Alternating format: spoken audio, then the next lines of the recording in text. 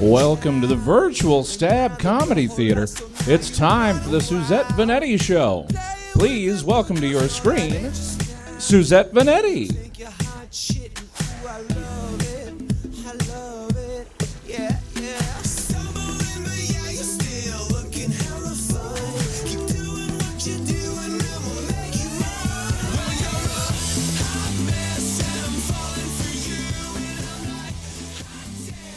Hi everyone, it's 5:03, which means it's time for the Suzette Veneti Show. It's January 17th, which means if you have any plans for Inauguration Day, you have 3 days. So, get your hats and your noisemakers and your banners ready, because it's finally here. Okay, cool. Welcome to the Suzette Veneti Show, a fantastic weekly streaming talk show where you're not really sure if the host knows that she's there. People are... laughing that Trump held a private meeting with Mike Lindell, a.k.a. the MyPillow guy.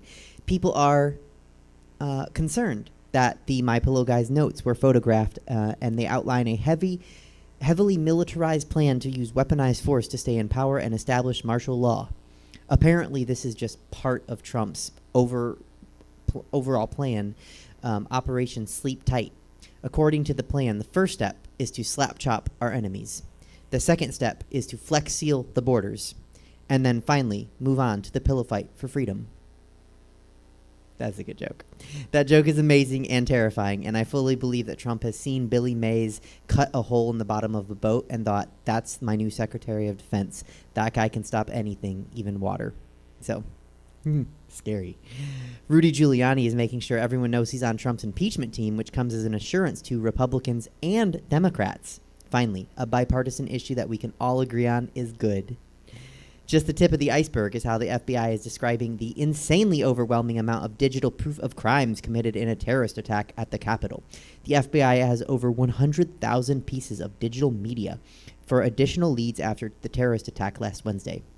This was crazy in terms of criminals documenting crimes with proof that would later be used as evidence against them. I mean, there was the guy that was caught dangling from the balcony. There was the guy with his feet on the desk. There was the guy carrying the podium. I just have to say, some of you have never committed a federal offense, and it shows. Of course, some of the more simple-minded Trump supporters think that this riot was carried out by Antifa and or liberals disguised as Trump supporters. And obviously there's proof that this isn't the case, but I understand why the simple-minded Trump supporters would think that. What with rioters beating Capitol Police with thin blue line flags and the woman with the "Don't Tread on Me" flag getting trampled to death, and gun owners rioting the Capitol and then losing their rights to own guns, the irony is thicker than anything that Alanis Morissette ever sang about. So, of course, the simple-minded Trump supporters think that the maskless rioters were actually liberals who want everyone to wear masks. Tons of seemingly normal people are coming out of the woodwork explaining how they got sucked into QAnon. Experts are even impressed at QAnon's strategy of breadcrumbing people into the fold by incorporating every current conspiracy theory into their mission statement. They say if you believe one of the crazy conspiracy theories, then you're more likely to buy into the whole of the crazy conspiracies put forward by QAnon. This draws normal people in. Experts say that flat Earth, all Democrats are vampires, 5G is bad for you, rigged election, Bill Gates wanting to microchip vaccines, and that Suzette Veneti is a good performer are all things that are conspiracy theories that can suck people in. Wait, what? No, that's not nice. Trump, who must be coming to terms with the fact that he's lost, and with a mass exodus of his staff, cabinet, and political supporters, and his real-world contracts with businesses going poof, has stepped back from his duties as president, causing Mike Pence to step up and kind of fill the role as a presidential figure in the last week that they're in office together. When asked how he can still support Trump, Pence responded, "Stand by your man and show the world you love him. Keep giving all the love that you can. Stand by your man." Mike Pence, everybody. Annie Hathaway has come out and told everyone that she would like to be called Annie, Miss H, or anything other than Anne. So, hey, casting directors, if you're looking to book Anne Hathaway, I'm claiming that name and the roles that come with it. So hit your girl up. Joe Biden unveiled a $1.9 trillion economic relief bill to help get Americans back on their feet. Part of the plan is to deliver a $1,400 stimulus check to Americans on top of the $600 that previously went out, so that Americans get the previously promised $2,000. Off record, Biden apparently snarked, "They call me Uncle Joe. Ha, they should start calling me Sugar Daddy." With all the Bitcoin out there going unclaimed, the guy that with the 2 passwords left before he loses millions of dollars forever, and the guy whose drive is at the bottom of a city trash heap, I just want to suggest that all the unclaimed Bitcoin goes to Anne Hathaway, care of Stab Comedy Theater. That's me. Dentists say that with almost a year's worth of evidence to look back on, this is easily the best oral hygiene that they've ever seen in their patients. Easily. Experts are attributing this to people having to smell their own stank breaths under their masks. And that's all I got. I'm going to show a graph really quick before I bring the next guest on, because we might talk about it. This is a graph. Switch for Suzette, and there's nothing. It's supposed to be going up. I don't know if you can see it. It's handmade. Okay, cool. With that, I think that I hear the teapot whistling, because it's time for tea. Peers and queers, join me in welcoming Clifton Ellison. Suzette, another week of just foolery. And, this time I can't say it's all straight white people, because some of my people have been acting a fool this week, too. Are you aware of Azealia Banks? No, I mean, I'm aware of her. What did she do? Girl. And, some people said it's a religion thing or whatever like that. And I'm just like, okay, girl. But this bitch dug out her cat from her backyard, put it in a pot, and cooked the cat, and posted it on Instagram Live.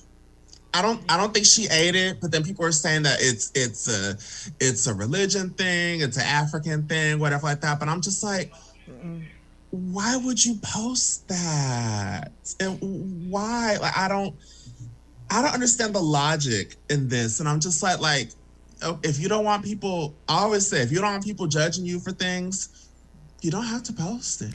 There are lots of religious experiences and what's the word, rituals that people don't post, like brisses, circumcisions, like for the Jewish people. They don't post that. No. We don't post the extra meat on there, in a Ziploc bag after it's done. We just don't do that. Yeah. But it's just been a mess, child. And then so Beyonce, her sister Solange, right? Okay. So Solange actually has a son who is, I believe, 16, 17. So he's in some trouble right now. And it's a Disney actress by the name of Sky Jackson, who was just on Dancing with the Stars. She's phenomenal. She's talented. She's only 18. Mm-hmm. So I guess they dated for a little while. And the reason why I'm bringing this up is because they were trending on Twitter yesterday. And I was like, usually whenever someone trends on Twitter, it's either oh or it's oh. And it was the second oh. So I didn't click on the link because I'm an adult and I don't want to go to jail.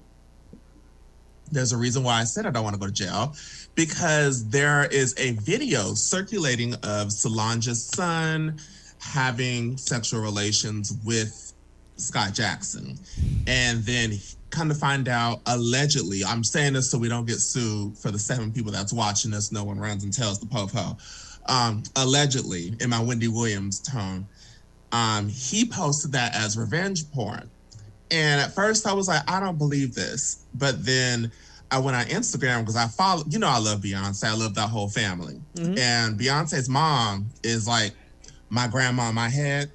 And so whenever a celebrity turns off their Instagram comments, that's when some shit's going down.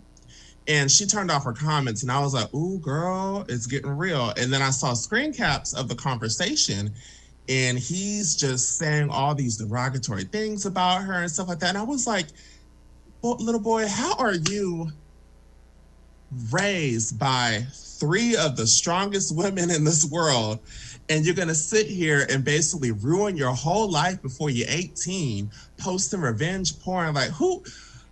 Like, I don't understand. One, revenge porn is disgusting. Two, these are children, so if you're caught sharing it or things like that, your IP address is, you can go to jail.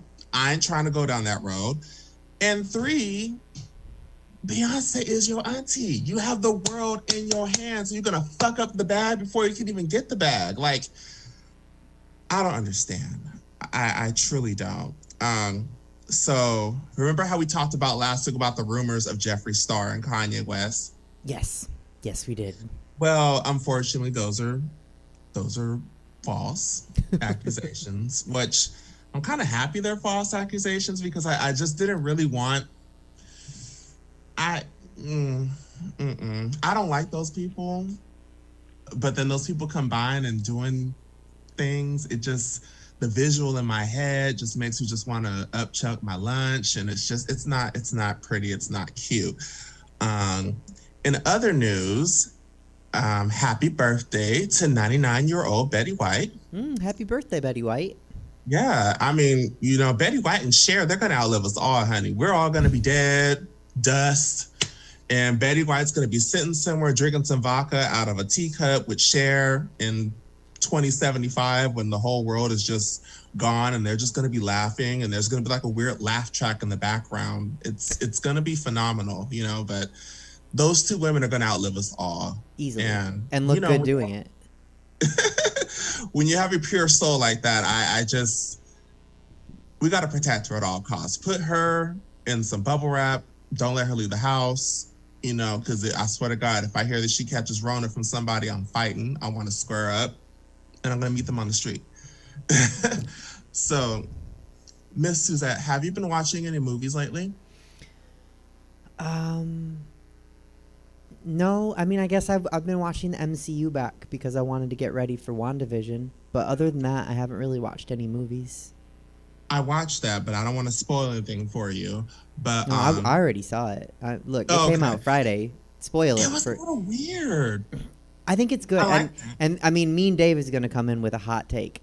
But I actually liked it. I like what they're doing. I like how they're slowly setting it up. Yeah. And it's like, it's such a love note to old TV shows, which like I grew up watching those because I'm a lady of a certain age. So like I wasn't watching them when they first were on. I was watching them on Nick at Night, when I was like younger. But I thought it's so like it made me want to be in one of those shows. So I think they're doing it right. Speaking of old shows, you heard the controversy about Nicole Kidman playing Lucille Ball for this Desi Arnaz Lucille Ball documentary coming out. I didn't hear controversy. I heard she's playing her, but why is there controversy? Because a lot of fans wanted Deborah Messing to play her instead. Yeah, which I think that would have been a better decision, or maybe Apple Adams. I don't know, but. I just feel like Deborah or someone a little bit more on the funny side could have played it, but I heard that this movie's not really gonna go on the funny route. It's gonna go on the more drama route because their relationship was it was low-key kind of the Caucasian Ike and Tina. Like he wasn't nice. Well, it was hot and cold. He was nice, but this is one of those times where people say like he was of a different culture. So he had Lucy, and he had like the house with Lucy and the kid, and then he had like another house with his mistress, and everyone was like, "Oh, that's okay because he's Cuban," but like we're not in Cuba. Also, I just want to say, Nicole Kidman, great actress, so I don't mind. Deborah Messing is funny, and if we're throwing local people in the mix like Apple Adams, I could do it. Just saying. Well, maybe you could throw a wig on me and I could be Ethel, No, that's a video that we need to film. We need to film me and you as Lucy and Ethel. I have some news for you that I will break right now to you. Are you ready? What's the news? Brunch is coming back next week. Yes, you must have ESPN because I was just thinking that in my head. And I know everything just opened again, but I know we have to get everything back up and running. But I'm excited. When is it next week? It is the 24th. Okay. So we'll see you there. She will be there. She will be there in flying colors. I will be there.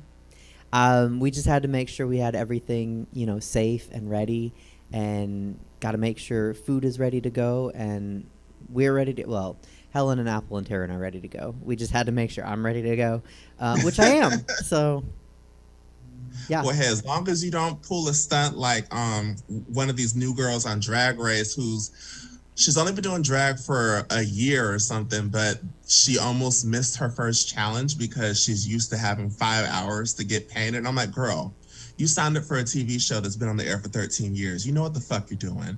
Why are you talking about you can't do your makeup in less than 5 hours? It don't take you 5 hours to do your makeup, do it? No. Look, okay, so here's the tea about me. Chelsea! Here's the tea. What, did she say? Yes, I can't see Chelsea. Chelsea is, I wish y'all could see her face because the face that she's giving right now is just sending me right she's now. She's like, Suzette needs 10 hours. Okay, so the tea about me is I would love 2 hours to do it just to make sure everything looks good. I can do it in about 45 minutes if I need to, maybe a little bit faster. And I have really been using this last month and then like the first part of the pandemic before we opened up to like I haven't been, it's not on purpose. I won't say it's on purpose. I'll say that like, oh, I sleep into like 3 and I'm like, oh shit, I gotta do my makeup in 45 minutes. And then I'll do it really quick. So I can do it fast if I need to. And I just saw Latrice was saying this somewhere. I don't know where I saw her saying this, but like, good, what did she say? Good God, girl, get a grip. If you got 45 minutes, don't make sure everything is perfect. If you got 45 minutes, just pow, pow, pow, pow, pow, hope for a soft filter and go. Get some bangs in front of your face. That's not why I have them, but I'm fine. I did accidentally drag mascara across my nose today and I was like, really? But you know what? That's a learning moment where you learn how to fix it real fast. You don't have time to go back and do everything over. You just fix it and hope for the best. Now that I'm looking at you a little bit more, I don't know if the young kids will get this reference because, I too am a woman of a particular age. You are giving me Suzanne Summers, Three's Company tease right now with your hair like that. I'm not going to be mad at that. Like, you're definitely giving me that right now. And as I kept looking, I was like, Suzette is giving me something. And I had to like go back into the memory Rolodex, especially when you brought up Nick at Night. And I was like, Three's Company. There we go. Because when you can live with another woman and a man pretending to be gay who's straight but banging you on the side, why not? Why not? Hey, the rent's cheap. Just don't tell Mr. Roker. Look, if that's how you get cheap rent, somebody please, anywhere. I would love some cheap rent. Also, I don't have revenge porn out there, but if it'll get my profile high enough where I can be Lucy in a movie, go ahead and release that, somebody. All we need is some hair dye and some wigs and some chocolates on a conveyor belt, and we can make it happen. So we're doing it. We're doing it. You know why we're doing it? Because we need this to go up. We need this part of the graph to go up so I can get a switch. Yes. We Suzette. Hashtag Suzette needs a switch. Oh my God. Okay, we're starting it. And we're gonna do a Lucy and Ethel. Yes, because we got to get you on Mario Party, girl. Oh, just Mario Kart. I don't know what Mario Party is. I'm too old. Oh, it's all doable, girl. It's easy. I'll teach you. Okay, and I won't charge you. Well, I'll see you soon. See you soon, girl. Thank you so much for having me. Thank you for being here. Bye. Bye.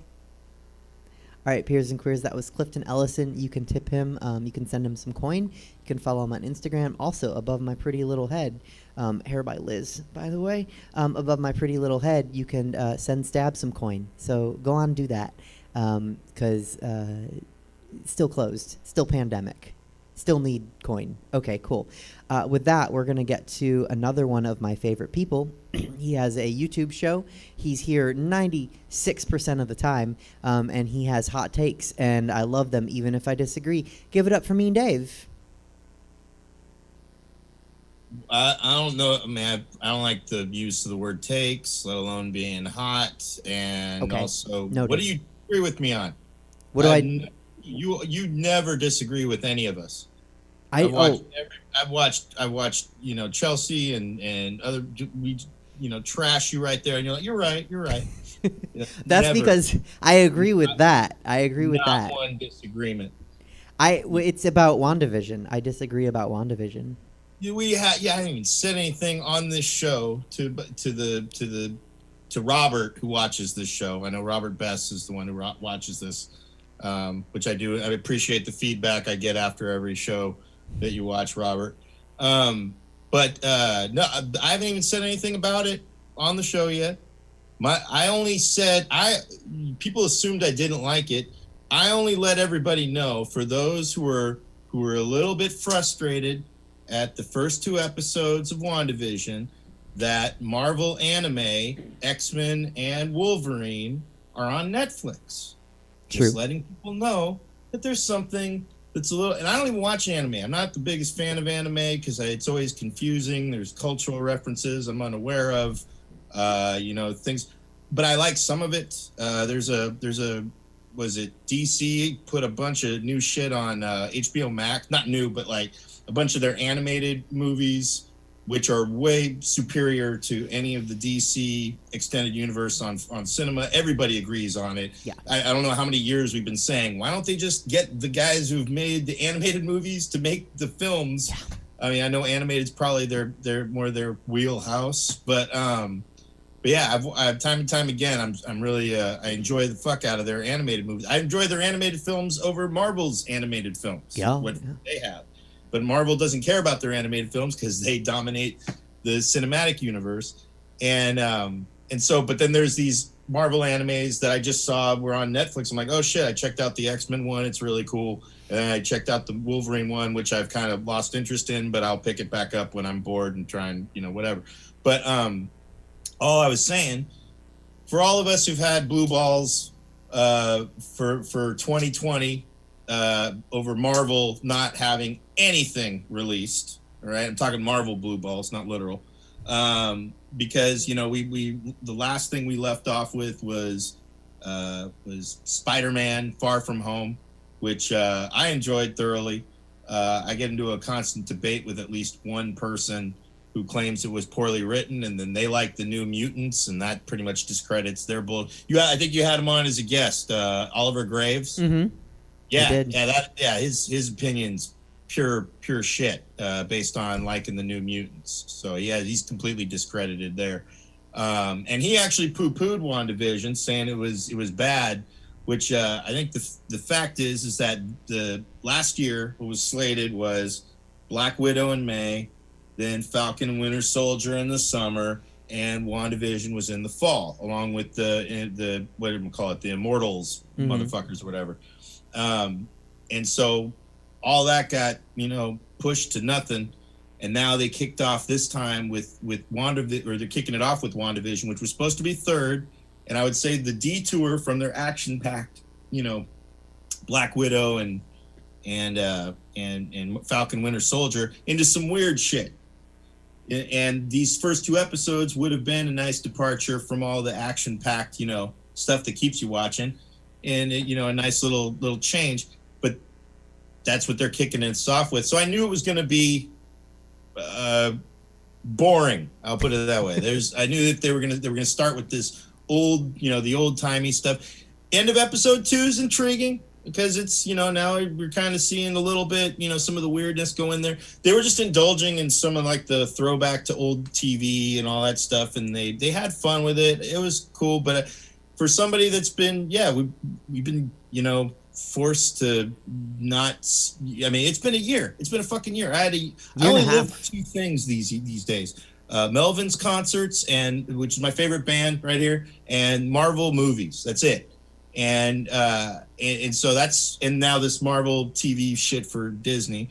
I don't really have much else that I care to live for. And after Endgame, I was like, you know what, whatever. I've seen some shit I never thought I'd get to see in cinema.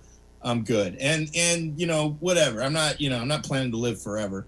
And this Phase 4 is going to take a while to get going. So, and it's going to have expectations be matched to the Endgame fucking era and all that. So I'm ready to be let down. And this is a good start for that letdown, I would say, for WandaVision, the first 2 episodes. It was a good kickoff to what could be an ultimate letdown of the next 10 years. I don't think it's going to be, though. I think they're going to do fine.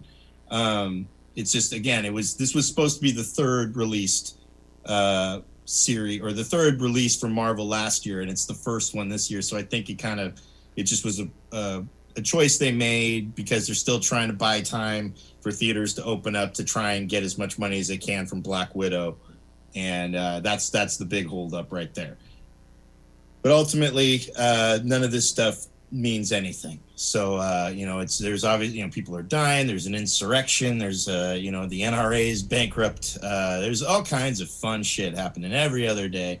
That kind of is more important. Who needs a Marvel Cinematic Universe when we've got the real universe that's going batshit crazy on a regular? I forgot that I watched Wonder Woman 84, and that the end of Wonder Woman 84 was pretty much the insurrection that was attempted on January 6th. And that's why I was like, oh yeah, these guys probably, they seemed like they watched the movie and thought it was real. But I'll tell you one thing, I was surprised it's popular. For the first time ever, one of my videos on my YouTube channel actually has a lot of views through no effort of mine. I made a stupid it's not even a sketch. I do some sometimes I work with this band Mordred, that's a Bay Area thrash metal band with a DJ. They're the only thrash metal band in history that has a DJ, because they proved that DJs and thrash metal don't go together, but they do it very well, and they're good friends of mine. I roast them all the time with that bit, but they have me on. I've hosted their show. They do this online thing periodically called Acting the Fool or whatever, and they make sketches and stuff. And I wrote a couple sketches for them and made some some video content for them to use. And one of the videos I made was based on I was watching Richard the Iceman Kuklinski videos. I don't know if you're familiar with him. He's a serial killer. He's not a serial killer. He's a mass murderer. Oh, there's a difference, because he was a cold-blooded killer, but he did it professionally. He was hired to do it. He had a family. He had kids. They didn't know anything about him. If you look him up, they've got all these interviews on. They were originally released on HBO, but they're online on YouTube, and they're all out there. And I watched these just because I was bored, and I checked out some of his videos. He actually inspired Stone Cold Steve Austin for the character of Stone Cold.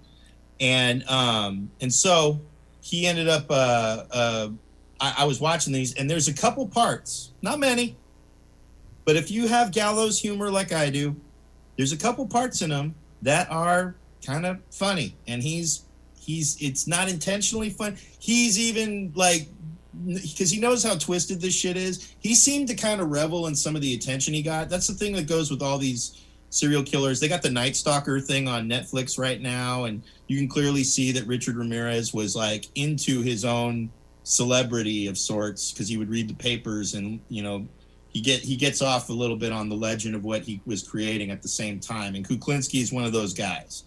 And but again, he wasn't like a compulsive killer as much as he was a guy who did kill. He would kill with his reasoning, but he was also somehow, in spite of being a sociopath, managed to have a loving wife and kids who never suspected a thing the entire time, and did it professionally and whatnot. And so he was caught by the FBI. I forget how, but and so in these videos, what I did was I took some choice pieces and I intercut a Richard Kuklinski masterclass of comedy. I just say he was like those masterclass videos. I just grabbed one of Steve Martin. They got a commercial of that, and grabbed some of the logo and all that crap. And then I just took some of the parts that I thought were horribly humorous, in the thing, because he's also talking like there's one part where he says why he did something, goes, yeah, that's why I threw that in there, you know, because you were gonna laugh, you know, like that kind of shit. And I'm like, oh, it's like he's teaching some class on comedy here. And I was like, oh, let me make a Richard Kuklinski masterclass of comedy. The shit now has almost 6,000 views, which is more than any of my videos. All of my episodes of like In the Meantime and all that stuff, they mostly cap out, or like in the initial release, anywhere from like, you know, 50 to 70 views tops, and then maybe more over as time goes on. I've got more from like old episodes and depending on my guests and all that kind of shit. But and I make the show for a very small amount of people that enjoy them. I hate anything that gets attention. And how I even knew that this video was getting attention was because people kept commenting on it. And so the title of it, Richard Kuklinski Masterclass, I guess, because I saw that it had like 1,200 views when people started commenting on it like a couple months ago. I think it was like a few weeks ago, it had 1,200 views. Now it's up to almost 6,000. So people are Googling this psycho and finding this thing. And, you know, whether I don't know if they get that it's a fucking joke. I don't really care. I'm tempted to take it down just to because I don't like people. And if they enjoy it, I don't want them to enjoy it. It's mine. So, yeah, so I don't know. There's something about it. It's kind of, you know, that's what I'm saying. People are entertained by stupid shit. And that's why, again, as far as I'm seeing people really want to like the WandaVision, it's like it's that whole thing of like, if you've seen Me and Myself and Irene, where Jim Carrey explains his condition, where he forces his reality to become into a certain situation so he can make it more palatable. That's what's going on here. We've been so missing Marvel that we're just conditioned to be like, we'll take anything at this point, even the most boring opening episodes to a series that hopefully is going to open up, you know, and everybody's speculating it's going to introduce mutants and shit. So, and again, you know, this is really not that important. It was just 40 minutes, you know, and I think it's really going to get better. People do like stupid shit, though. So it was better. I'll tell you what, it's better than the New Mutants, and that's where Oliver Graves can go, you know, go fucking take his you know, hot takes to the grave. Did he like New Mutants? He liked New Mutants. And it wasn't like horrible. It's just, it was clearly another one of the Fox mucking up they could have released it 2 years ago and it would have gotten the same. It would have made more money because, you know, people could go to the movies. Right. It would have made more money than it did in the pandemic, you know, last year, where it was just opening in drive-ins and whatever else. And like every movie they tried, like Tenet, which I saw in the theater when they were briefly open. That was really good. I enjoyed it, but it didn't have a chance in hell at doing any business while, you know, in the current state of things. And then, you know, I'm all for HBO Max releasing all their movies online. It's pissing everybody off, but I'm like, yeah, cool. I don't have to pay to go see it in the theater. And, you know, I do love seeing things in the theater, and I'll go see these movies in the theater. I don't give a shit when things are open again, but I don't mind seeing them at home either. Well, I'm stuck here, so. Yeah, I'm with you. Like, I just want to see Black Widow whenever it comes out. That's what that's like, they managed, the thing I love about Marvel is they managed to make me give a fuck about characters I never gave a fuck about in the comic universe. That's why I am kind of like, you know, if I do happen to live longer than I, you know, expect, I would like to see what they do with the X-Men, because the X-Men were my favorite characters. Those were the only real Marvel characters I gave a shit about. And I watched them start off okay when we had no comic book movies that were good back in the 90s. And then I've watched them slowly be whittled into this Hollywood bastardized version that constantly doesn't listen to everything that everybody else does right with, you know, other comic franchises. And it's strange because it seems like everything that Fox has proven to not work, DC takes notes and like, yeah, we're going to do that shit. And that's why DC keeps fucking up their properties left and right. I mean, that's the thing with the Wonder Woman movie. They had a perfectly good villain in Cheetah. All right. A long, you know, and even if you don't even pay attention to DC, you know that Cheetah is like one of her arch nemesis. But no, let's put her on the back burner so we can have the story of Liar Liar take center stage with this random bad dad wishmaster motherfucker who's now the main villain that doesn't even know he's really a villain and just gets caught up in shit. And then not only that, basically realizes he fucked. I'm gonna spoil the fuck out of this thing. You realize he fucked up, says I'm sorry, son, and is absolved of all consequences at the end of the movie. He doesn't see consequences. He basically set the world to like almost fall apart, and then in the end he's like, I'm sorry, son, and that was it. That's how Christianity works, though, isn't it? I'm not going to read that deeply into this shit. It's not worth it. No, I know. Oh, but Gal Gadot, like we know she's not a good actress. She's not in anything else except these movies, and yet they've used her well enough to hide that fact. And then this was the first movie where they were like trying, like, let's all right, let's take a chance and make her act this time. And my God, the love scene, or not the love scene, but her goodbye scene with her and Chris Pine. That shit alone, just watch that shit on repeat if you ever have trouble taking a shit, because that thing will just make you crap. I think she's pretty good in the Fast and the Furious movies she's in. She was in those? She was in I think 3 and 4. Probably in 1. And they didn't bring her back. She died. She died a hero death. Good, smart writer. Yeah. Anyway. I think Justin Lin. So that's my rant. There's not really much of a rant. These are luxuries. We're lucky to be able to have these because there's a lot of people that are obviously not doing too well in this time and all that, and so I am grateful. I am grateful for these first 2 crumbs of hopefully will be a much more enjoyable phase 4. But I'm gonna go back and watch them and see maybe because. Like Mandalorian started off strong, and then I was really underwhelmed for like a good number of episodes. And then I watched it again with my nephew, my parents, when I was visiting them. And I enjoyed it a lot more the second time because I was able to watch it with the age group it was kind of intended for. Because those episodes, they're not meant for adults. They're meant for children with their parents. So it is like watching a child's Western. So anyway. Thanks, Dave. I'm excited to see what you think after episode 3. Yeah, so we didn't fucking disagree, all right? We didn't. Not this time. There was no disagreement. Not today. Not a hot take either. It was really just more of like that's really all that was. So lukewarm serve. Lukewarm. Thank you. You're welcome. Thank you. I'll see you later. Maybe. We don't know. Okay. All right. Well, thanks for coming today. Thank you. All right. Bye. Peers and Queers, that's me and Dave. You can send him some coin. You can give him a follow. If you watch his video, watch it on incognito so the views don't go up, so he doesn't take it down. And don't tell him you enjoy it, the one that he just made with the masterclass of comedy. But I adore him. Anyhow, the next guest, let me get this right. I'm stealing from her Facebook. Or the next contributor, sorry. She was once in a competitive karaoke team called This Is How We Do It. And I would not be allowed near that team. Peers and Queers, give it up for Chelsea Bearce. Yay! Hi. What's up, bitch? How are you? How are you? Oh, I'm fine. Yeah, that memory seriously came up because This Is How You Do It came on the radio, right? Because I still listen to music from 1991. Not sorry about it.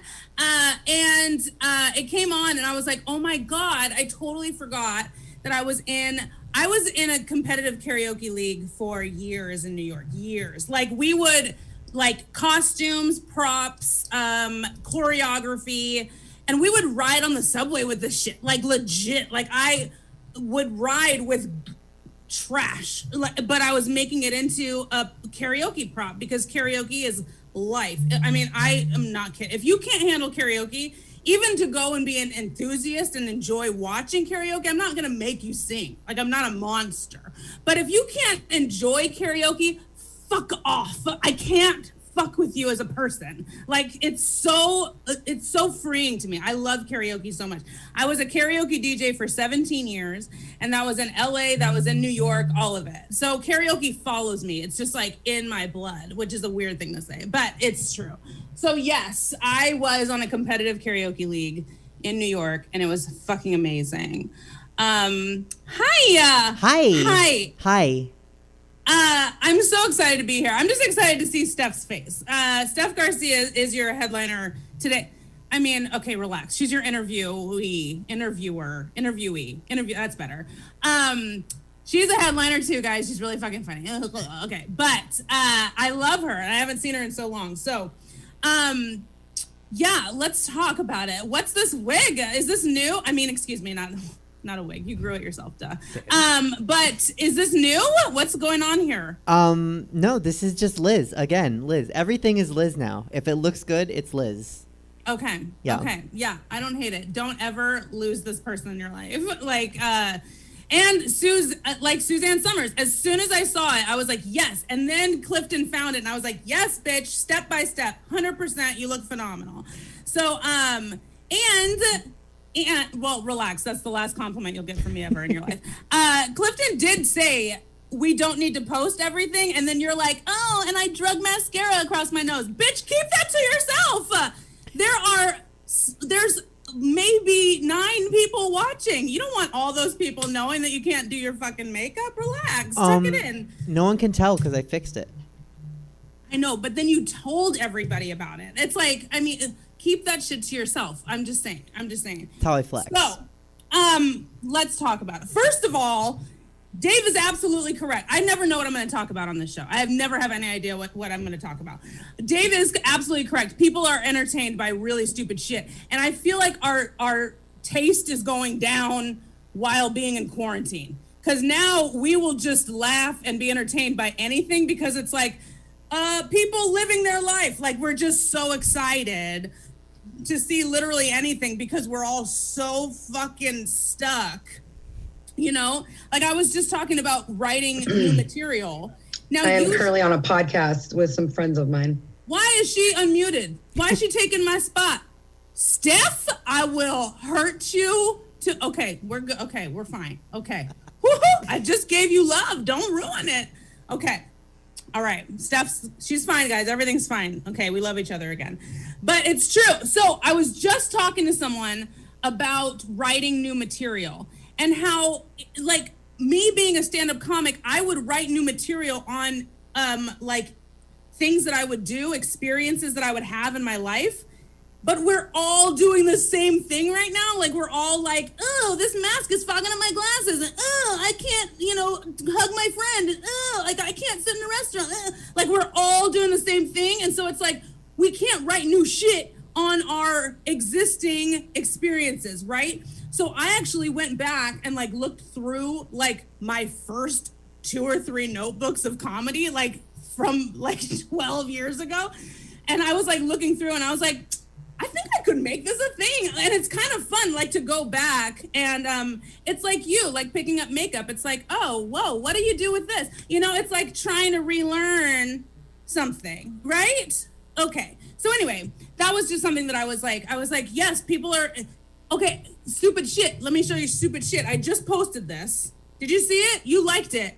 Did you see my latest cake? I did. I liked it. Yeah, it's amazing. That is ramen. And now I want some noodles tonight. I know. Well, it's buttercream. Don't eat this shit. There's so much butter in this. But it's that's buttercream noodles and all that stupid shit. You make a fucking weird ass cake, dude. I had a cake go viral because I made a little dick out of fondant. That's not a lie. Like stupid shit. You never know what's gonna go viral. You never know what's gonna be popular. You never know what people are gonna share, what people are gonna love. And it's always the one that you don't think about. It's always the one that you're like, whatever, this is half a thought. And then it's huge. Mm-hmm. So, okay, let's get into it. Let's begin my segment, okay? I just came back from a date. I went on a date today. Oh, snap. I know. So here's the thing. Here's the thing about dating, you guys. When you're dating, first of all, going into quarantine and this whole pandemic single, like the world is just like highlighting how single you are. It's just like you are alone. Like, I mean, it's like the world hates you. So, but then you're like trying to date, right? First of all these fucking dating sites should be free right now because they're just magazines because you're not allowed to meet any fucking person on the planet. And then anytime you do meet somebody, I swear to God, I feel like I'm committing a crime. Like I feel like I can't tell anybody about it. I feel like we're both wearing masks. We're walking around. We can't touch anybody. We can't do anything where we're like, it feels like I'm committing a crime and like I'm doing something bad. Like I'm like, you know, and like, God forbid I want to kiss somebody at the end of the fucking date. I mean, it's just like, are you kidding? Like, I feel like a siren's going to go off. The fucking Hunger Games is going to start. Like, it's bad. So anyway, I just went on a date with this guy. Okay. We met on Bumble. Okay. And we met on, oh my God, there's another guy. Fuck, how long is this show? Okay, so this guy, we'll get into the other guy later. It's fine, whatever. So this guy, or he'll I met get into him. you. I don't know, either way. He came to my town and we got food to go and we went out and sat by the water, right? We sat by the water, we had food and drink and blah, blah, blah, blah. Here's the thing. I'm surprised that cigarettes are still like a thing. Do you know what I mean? I do. I'm really surprised that cigarettes are like still a thing. Mm-hmm. It's like, to me, that's like someone still using a pager. I mean, it's like, I think we're past it. Do you know what I mean? Like, I feel like there's so many alternatives to like cigarettes.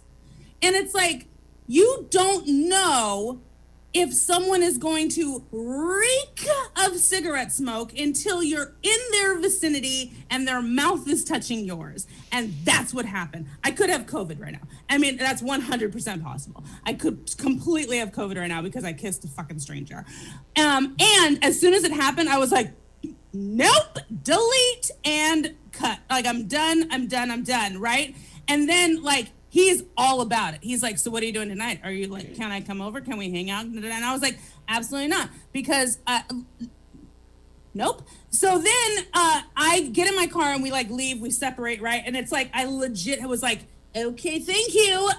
Nice try, brush your teeth. And then he gets in the car and I still see his goddamn car. And he texts me like, I'm so glad I met you. Like, I can't wait to see you again. Like, I've never smiled this hard before. And I'm like, what? Like, why? Like, I don't.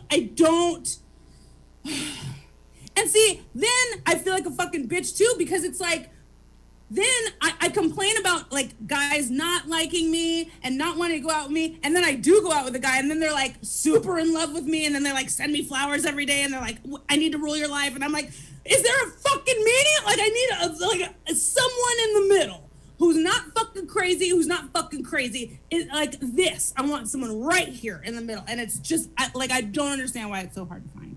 I'm so sorry. I'm drinking an energy drink at 6:00 at night, which is probably a bad idea, but that's where I'm at. So you got to get the taste of the cigarettes out of your mouth, and that's what the energy drink is for. Baby girl, I'm not even kidding. He had teeth missing, but you know, here's the thing: is that the teeth that were missing were like back here, so it's like you couldn't see them in the profile pic. You know what I mean? And then he looks at me and he's like, "God, you look just like your picture. Like, this is so." And I'm like, you do too when your mouth is closed. Like, I mean, it's like and then like these were missing, and I'm like, and I'm not against that. It's fine. If you have fucking missing teeth, fucking own it. That's fine. But I don't know. I don't know. I feel like that should be like a segment in the dating profile. You know what I mean? Do you have kids? Do you smoke? Do you like drinking? Did you go to college? Do you have all your fucking teeth? Like, I feel like that's a fucking subcategory. I don't know why I'm so passionate about it. I don't fucking care. Because you're Chelsea and you're passionate about everything. I like when he was in the car and he's like, I can't stop smiling. My first reaction was like, but stop, your teeth are yellow. I wasn't even there, but I know it's true. Right? Yeah. Where is Heather Weber, and is she free, and when can we do a dating show? Okay, can we talk about this maybe, I don't know, not on the show? Like, we can schedule something later. But yes, she's at home.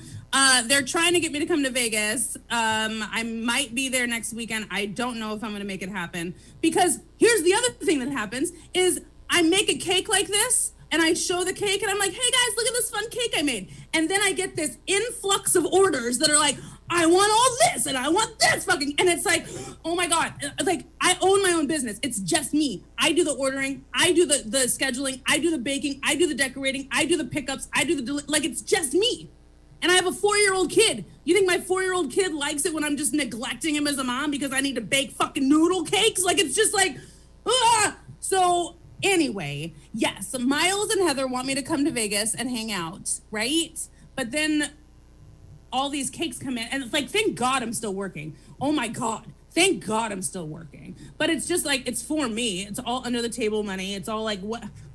You think I have a business license? I don't have a fucking business license. Is this bad? This is too much information, I feel like. I know. Steph's getting mad at me. I say way too much.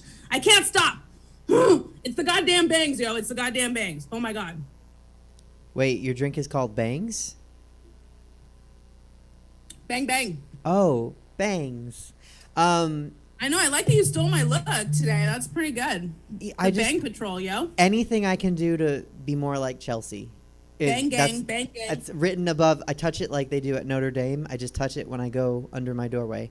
Just be more like Chelsea. Yes. Is it like it's a pair of tits instead of like the bull's balls on Wall Street? Yes. And you just, yeah. you just touch the tits hanging down from the doorway. Also, yes! Your 4-year-old is not just mad at you because you're a neglectful mother, apparently, but because you're an erstwhile a wayward employee. Make his dog treats. I know. Oh my God. It's just like it's weird. Like it's weird. It's I don't know. I don't know if I would call it a gift because I don't want to like suck my own dick, but it's just like it's weird. Like I can't have a hobby. I do a hobby and then it turns into a fucking business. It's like it's just like my kid wanted to make dog treats one day and then all of a sudden it's like now we have labels and now we have orders coming in and now people want dog treats and it's like, oh my God. Can I just do a craft? Like it's not a thing. If you could suck your own dick, that is a hobby that all of the men in America would like to make. People would pay to see it, and then that would be a fucking business. You see what I'm saying? All of it's a business. It's all a business. So it's fine. It's fine. I'm screaming a lot. I'm hurting my voice. I'm gonna go. I love you with all of my heart. Share my ramen post. I will. I'll share your ramen post. I'm going to pass your love along to Liz. And yes, do that. I will. And I'll just try to keep being more like you. And I'll talk to you soon. Okay. Well, relax. Okay. Calm down. Yes. And tomorrow is Monday. So at 6 p.m. Pacific, you guys can catch my brand new game show, Who Wrote This Shit, on Facebook, on Twitch, and on YouTube. So watch my... Steph, I want to get you on that show. You would be amazing on that show. So watch Who Wrote This Shit, you guys. It's my new game show. And that's it. I love you. Bye. Who's on tomorrow? Jeanette Marin is on tomorrow, and also my friend Jordan, who does a virtual reality character. He's going to be playing Who Wrote This Shit with me tomorrow. So it's going to be a very, very fun show. 6 p.m. tomorrow on YouTube. Stop by. Hang out. Okay. Love you. Bye. Bye. Okay. Chelsea Bearce, everybody. Send her some coin or buy a noodle cake or buy some dog treats. But if you're going to go on a date with her, make sure you have all your teeth, or we're going to talk about it here. I promise we will. So let's wait for my document to come up. Oh, and it started right at the start. You guys don't want to hear the jokes again. They were good jokes today, though. Okay. From Roseville, this next guest is a veteran comic who is known for quick wit and ferocious sarcasm. She married a Marine, and they have 2 children that they didn't plan for. You may have seen her on Food Network's Worst Bakers in America, or on The View's Funniest Housewife in America, or on Good Day Sacramento's Nailed It series. On stage, she shares hysterical yet vulnerable stories about her life, including marriage, kids, and regrets about both. She has lost 2 national comedy competitions in front of millions of viewers on television, but she's not giving up. Yet. Peers and queers, join me in welcoming Steph Garcia. Hi. Hi, how are you? I'm great. How are you doing? I'm feeling good. Everyone on today is like, you look good, Suzette. So, like, how could I be mad? Thank you. Thank you. You look like Suzanne Summers. I will take it. Robert Bess asked me in the Twitch chat if I have a Thigh Master. And I'm like, why? I don't need one. I have no need for it. So Suzanne Summers used to advertise those. Oh, no, I remember. Oh, okay. Again, I am old. I know I only look... You are like 10 years younger than me, so like you're young. Yeah, it's relative when you get that age, though, because like we both grew up with like about 28 to 32 channels, right? 10 years younger than me, they grew up with like 400 channels. So that gap's a lot bigger. Also, I just have to remind people how old I am. Again, it's a flex. Like, I will flex when I get mascara all over my face and fix it, and I will flex that people think that I'm 24, and really I'm 37. So why not? Well, you look great. Thank you. I just turned 46, so.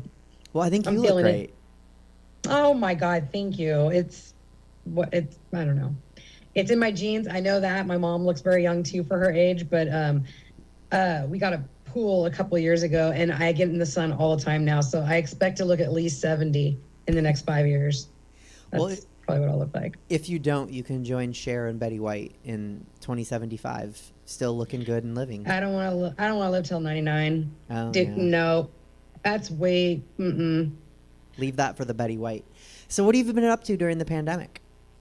Try not to have a mental breakdown. That would be first.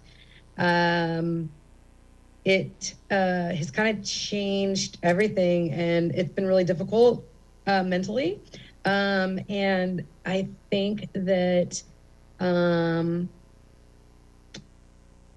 I have the tools to understand that, it's been a little depressive for me, but like I have my tools in my toolbox or whatever, and I have a therapist. And so I feel like I'm handling it a little bit better than some of my friends in comedy. It's been real tough for a lot of performers.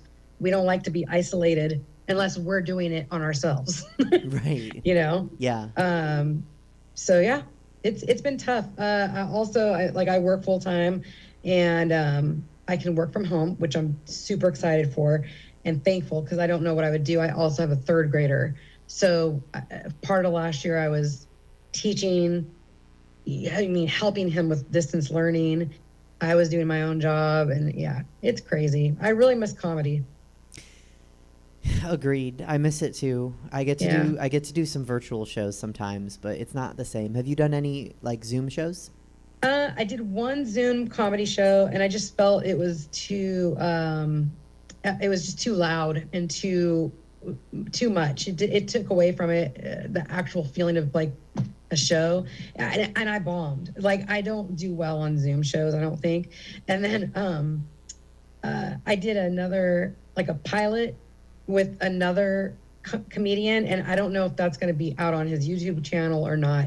And that was more of a show. And that was really fun. So I don't know how far that's going to go. And then I've done this, and that's pretty much it. But I do Zoom every day at work. Yeah, no, I've had some 8-hour Zoom calls for work, and I'm like, ugh, at the end, like I want to move. Can I move? Yeah. But that's not true. Actually, you have been on some screens during the pandemic, on TikTok. Yes. It's funny.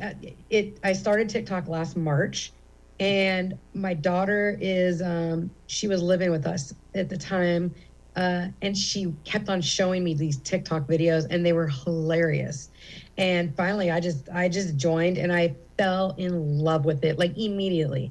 I'm a walking poster board, and I know there's privacy issues, but if you're on any kind of social media, I believe that you're going to have those issues as well.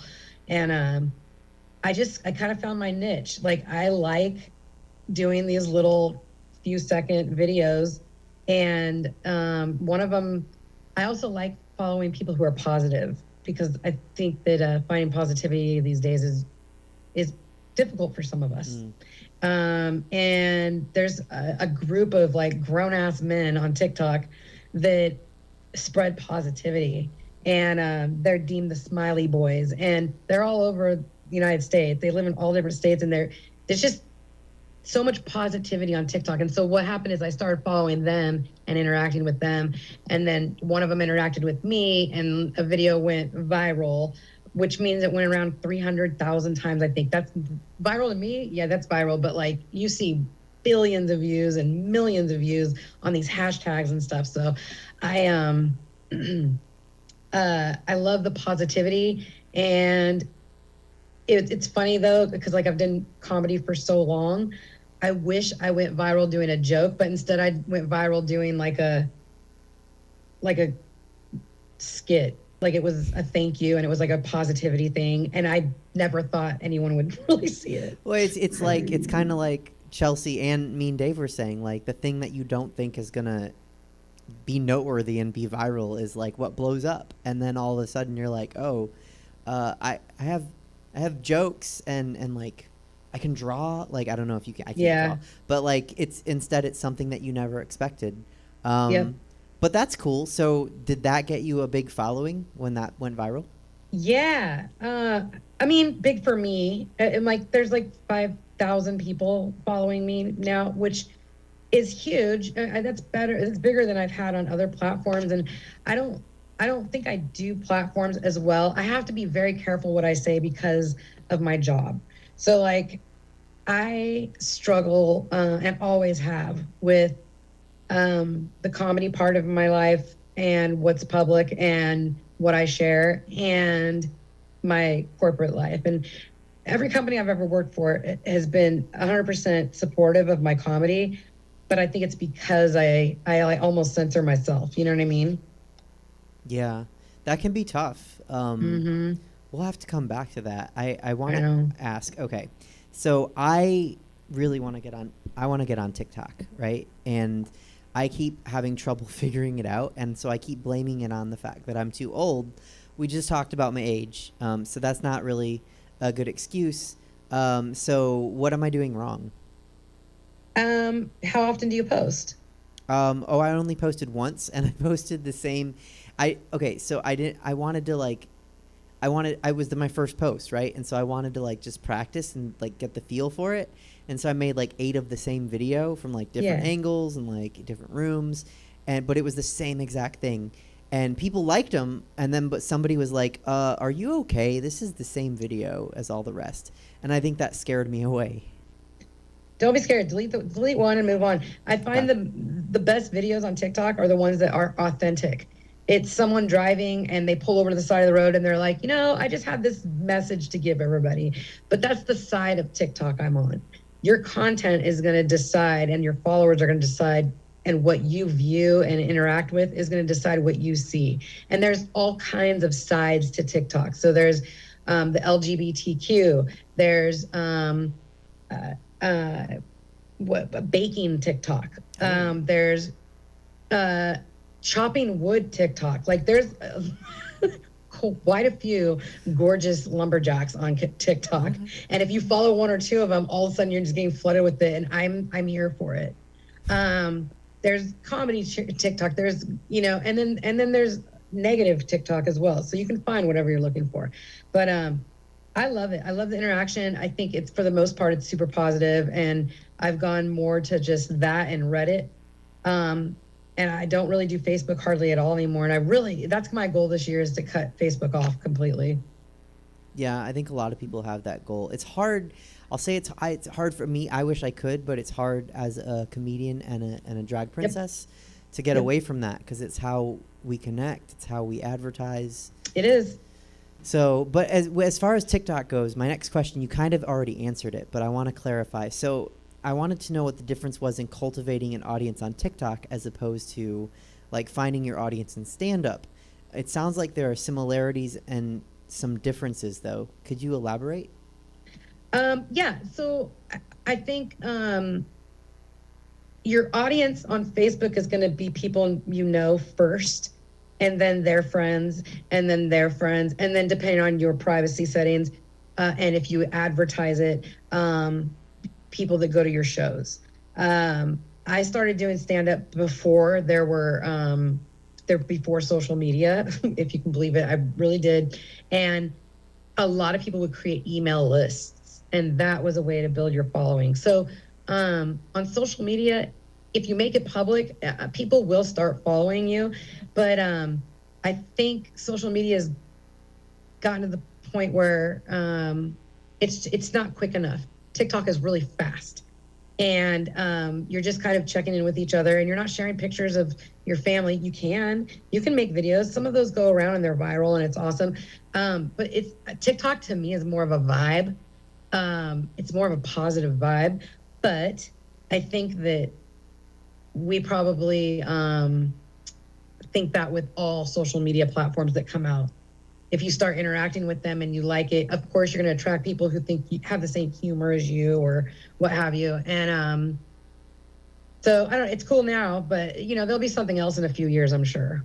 Oh, always. I mean, TikTok is just like the evolution of Vine, basically. Oh yeah, but, for sure. So do you find that, like, I'm assuming, knowing you, that you're not making content to try to get people. You're just making content that makes you happy, and then people find you because of that. Yeah. Right now, I mean, there's a lot of frustrations in the last year for working from home, parenting from home, not leaving my house, being an extrovert by nature. That's really turned me kind of into an introvert. But there's a lot of stuff that sucks so bad that I have to make fun of it, and I started doing that. Like I like the first couple weeks of quarantine is when I started posting, and it was basically just showing that I was going to get it done. Like I was so motivated to be like, I'm going to stay home and I'm going to teach him and he's going to have a schedule and then we're going to be over this. And it just kind of goes and goes and goes. And then toward the end of summer, it's me like doing a complete depression video because it was really difficult mentally. And I had some really dark days and I ended up sharing one or two. And then I did a parody of Savage and that didn't go anywhere, which surprisingly, because it's my favorite. So, but I'm totally forgetting what the question is, but I think you can tell I'm a big fan of TikTok. Yeah, no, it's okay. Sometimes it doesn't matter what the question was. Sometimes the answer is bad. It's like the journey is worth it instead of the destination. Yeah. Do you think that your stage experience is a valuable tool to be on TikTok? Yeah. My stage and my age. Those are the two things right now because I've hit that age, and I think maybe it was because last year I don't care. Like I don't really care what I look like on film. I'm not doing it for followers. I'm doing it for shared experiences. Like something relative. I like connecting with people on that level. I'll always love comedy, and I'll probably always do shows here and there, but I really like the authenticity of sharing something in the moment.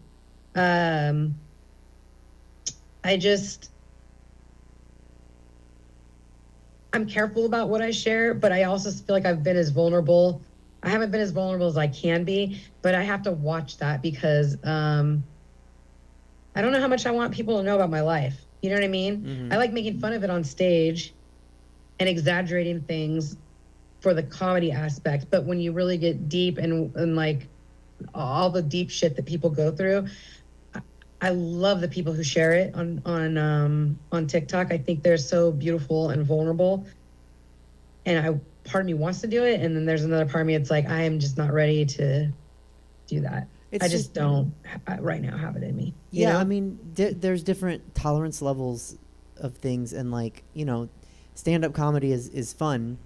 Yeah. Some people will never do it. Some people do it once. Some people will do it forever, even if they don't go anywhere with it because they can't stop. Like, so it's this. I think it's the same with vulnerability. Like, it is for some people and it's not for some people, and you can't hold other people to any sort of standard. Like, oh, you're sharing too much, or oh, you're not sharing enough. Like, we all share what's comfortable with us.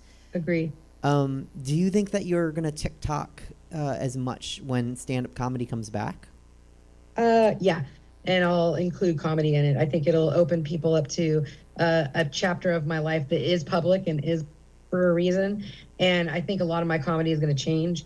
I don't anticipate on going back to a whole lot of my old material.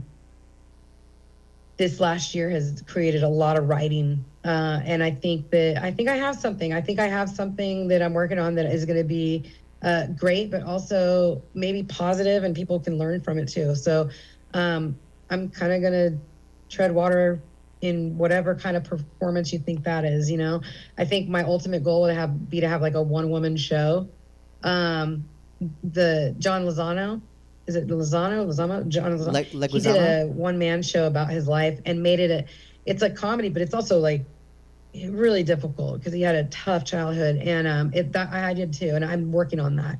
And I've been working on that consciously for the last 5 years, and it's something I want to share, so that maybe I can help.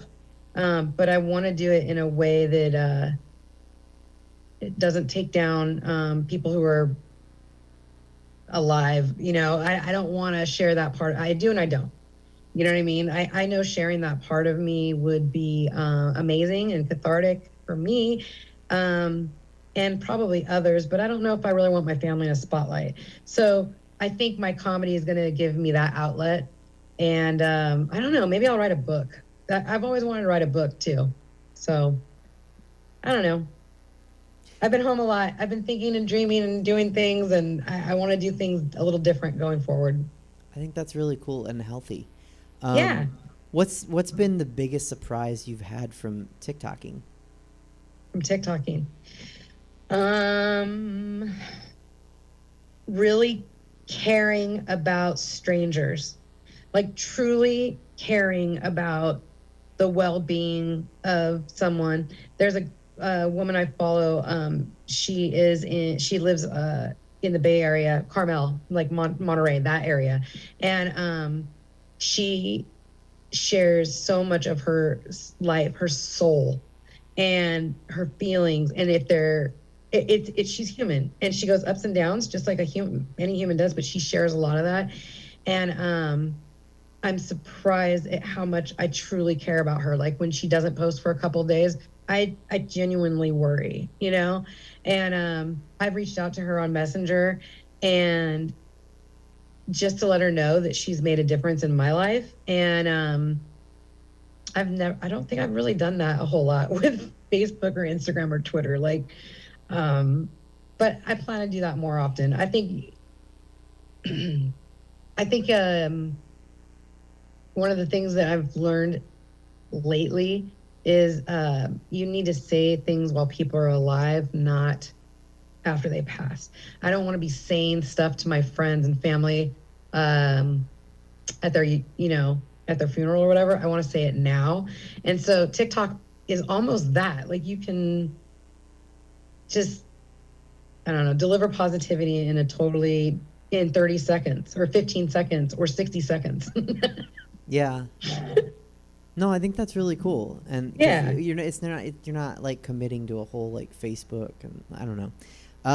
So you mentioned, we've talked about live comedy. What do you like about live comedy? Oh, I love the nerves, the butterflies. I get anxious for every show. I don't get nervous. I get anxious. Like, I can't wait to get on stage. I miss that rush. Mm-hmm. It's definitely a rush.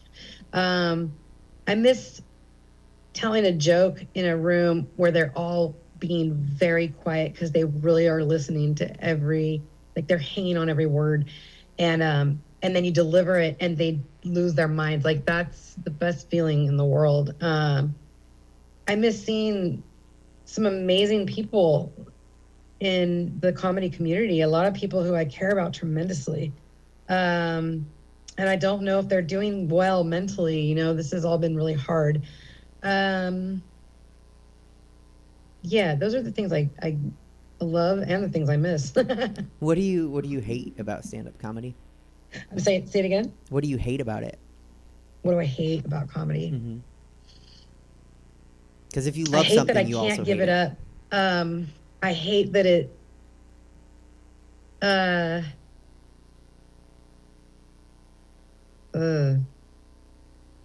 I don't think I hate it. I can't give it up. I think it's funny. It's almost like comedy is like another universe to me. It just is, and I exist in it, just like everybody exists in the world. But like the comedy world is so different, and just I love everybody in our area. I don't know. That's enough. You don't have to hate more. Okay. What's the most interesting venue that you've ever performed in comedy? Most interesting venue. Oh, baby shower. I was hired to do a baby shower, and it was in Rockland and a really nice area, and I dressed cute, like just regular. I mean, I wouldn't dress in a dress to a baby shower that I'm performing at. I would dress in a dress to attend one probably. And when I'm saying dress, I'm saying like summer dress. And we go to the baby shower, and it's guys and girls, and they've got tables set up in this huge house, like someone's having a wedding. I mean, it's a formal thing. Like the guys are wearing suits, and the women are wearing ball gowns, and like it's super intimate. It's almost like you're at a wedding, but it's just like, and I come out and I just felt very out of place. And that's probably the worst venue I've ever performed at. They gotta, if your baby shower is a black tie affair, like that needs to be, they need to tell you. They should have told me that. Usually you're like sticking. And also, obviously they'd never seen me. This is back when I had my information on a website called Gig Salad, and I would get hired for odd things, lots of odd birthday parties, graduations, you know, but some of them I would do, some of them I would not. But they should have told me, but also they should have looked up what my jokes were. Like, you can just type my name in and find my jokes, because I don't have baby shower material. So I had a panic attack. That was crazy. But it's sets like that make, I know for me anyway, it sets the worst ones that make me better, unfortunately. Yeah, I don't think that one made me better. I think that one made me better at saying no. Like I'll never do a baby shower again. I'll never do a bridal shower. I'm never going to do a birthday party or a retirement party unless you've rented out a hall and you have the proper equipment. Like, I just won't, you know. It did help. It helped me in saying no. The ones I've learned the most at, I would say, they're usually stages that have the bar in the same room as the comedy. So what I love about Laughs Unlimited, which is my home base, is the theater is sectioned off from the bar, and that allows the room to hear the jokes and the audience to laugh, and it's just better. Tommy T's in Rancho Cordova was always a struggle for me, but I think I learned more about sound and comedy than I did anywhere, because you have to compete with the bar, and the bar is actually up above the audience. So here you are above all of it, but you've got bar sound and then audience sound, and then you're hearing yourself. It's a struggle. It was a real struggle for me. So that's the kind of stage. There's another stage. I was just talking to Anthony K about this on Facebook. Fat Cat in Modesto was like crazy. Like, it was almost like you're in a boxing ring, and that's where you are performing, and people can stand around you and then sit around you, and then the bars are around you, and it is all just noise. And then you also have people up above you. And that one was awesome, and I feel like I did well there. But I also made sure those are the ones I prepared for the most. Those are the ones I would actually write jokes down and make sure that I rehearse them in my brain a lot before a show. So those are the ones I learn out the most. I have never been to Fat Cat. Love Anthony K, but you did just give me like I don't use the phrase PTSD lightly, because it's a real thing. So let me just say you gave me like a negative flashback. Haha. Have you ever been to Badlands? No. Okay, so Badlands is my home gay bar, and that's where we have brunch. Oh yeah, no, I have been. Okay, I've been there. Oh, you were thinking like comedy venues. Yes. Right. Okay. So Badlands. So Yeah, on Monday nights at Badlands, and we've talked a lot about it on the show, because when you're a comic and you're starting out, you can go to open mics, and that's how you learn and get better. When you're doing drag and you're starting out, Badlands has the most wonderful show. It's called After Hours with Apple Adams, and it's on Monday nights. And that's where you kind of get started doing drag, because it's just like an amateur show. Anybody can sign up. Right. But like you were explaining, so it's not complete like four sides, but 3 sides of you. People can stand around you. There's a bar. There's a mezzanine. Yes. Like, so you Yes. are like full, like almost Yep. like Roman theater, and there's so much noise. And then on top of that, because this is where I started doing stand-up comedy, actually 4 years ago, like this week. Wow. Yeah. You think I'd be better? That's But awesome. No, stop. it was like so hard because there was so much noise, and even though I had a mic, I'm fighting the people that don't give a fuck, and they shouldn't give a fuck. Like, that's my job. I realized in that moment, it's my job to make them give a fuck. Like, they don't care that I'm telling jokes. I need to win, like, these 3 people here. Like, it's almost like a board game. Like, I just need to take this territory, and then that one, and then that one, and eventually those people at the bar are going to turn around and go, why is everyone quiet but us? And that's when you win. Right. So like emotions when you brought up like Fat Cat. Because that was rough starting there. I hear you. I wouldn't recommend starting stand up there to anyone else. No. But okay.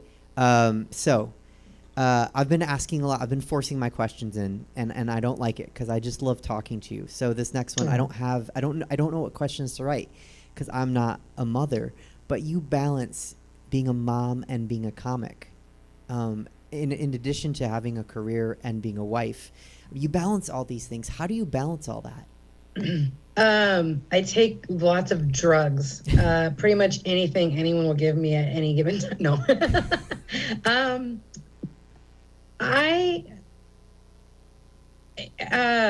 It's tough.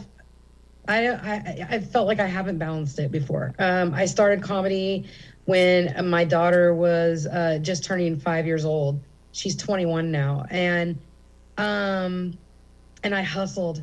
Back in that day, there was no web, there's no internet to be looking at comedy. Like, that just wasn't happening. We weren't submitting stuff like that. We were actually getting packages together and sending CDs to clubs. And I had to leave her a lot, and I missed a lot. I mean, I didn't miss a lot. Like I only saw her on the week. I didn't see her on weekends that I was working. And as comedy got better and better for me, came a time where I'd have to turn shows down because, are you gonna go to your kid's birthday party, or are you going? And a lot of times I would go to both. I'd go to her birthday party, and for some reason I always had a gig because she's a Labor Day kid. So that 3-day weekend in September is always good for comedy. There's lots of shows available, and I would take them. And so I don't know if I balanced it that great. And then being a wife, I mean, there's something to be said to dads out there who truly partnership with their spouses like mine does. He's not babysitting his kids. He never saw it as babysitting his kids. He saw it as, this is my hobby. This is my wife's hobby. She's going to go do what she's going to do. And I always made it for the really important stuff. But there were times where it hasn't been a great conversation. I've missed family gatherings. I've missed family events, birthday parties. And that was always hard. But the thing is that something about comedy fills me with like a feeling that like I can't get anywhere else. And I used to need it. And I feel in the past few years, I've kind of let go of that. And I don't need it as much as I enjoy it when I do it, but my goals aren't the same.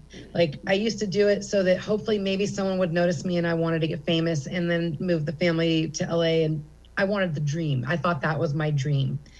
And what happened is I got a couple shows. Like, I got on The View, which was amazing. And I learned really quick, like, that didn't mean anything. To me, it meant everything. It meant nothing to a lot. Like, I'm not going to be going and doing commercials because I got on The View.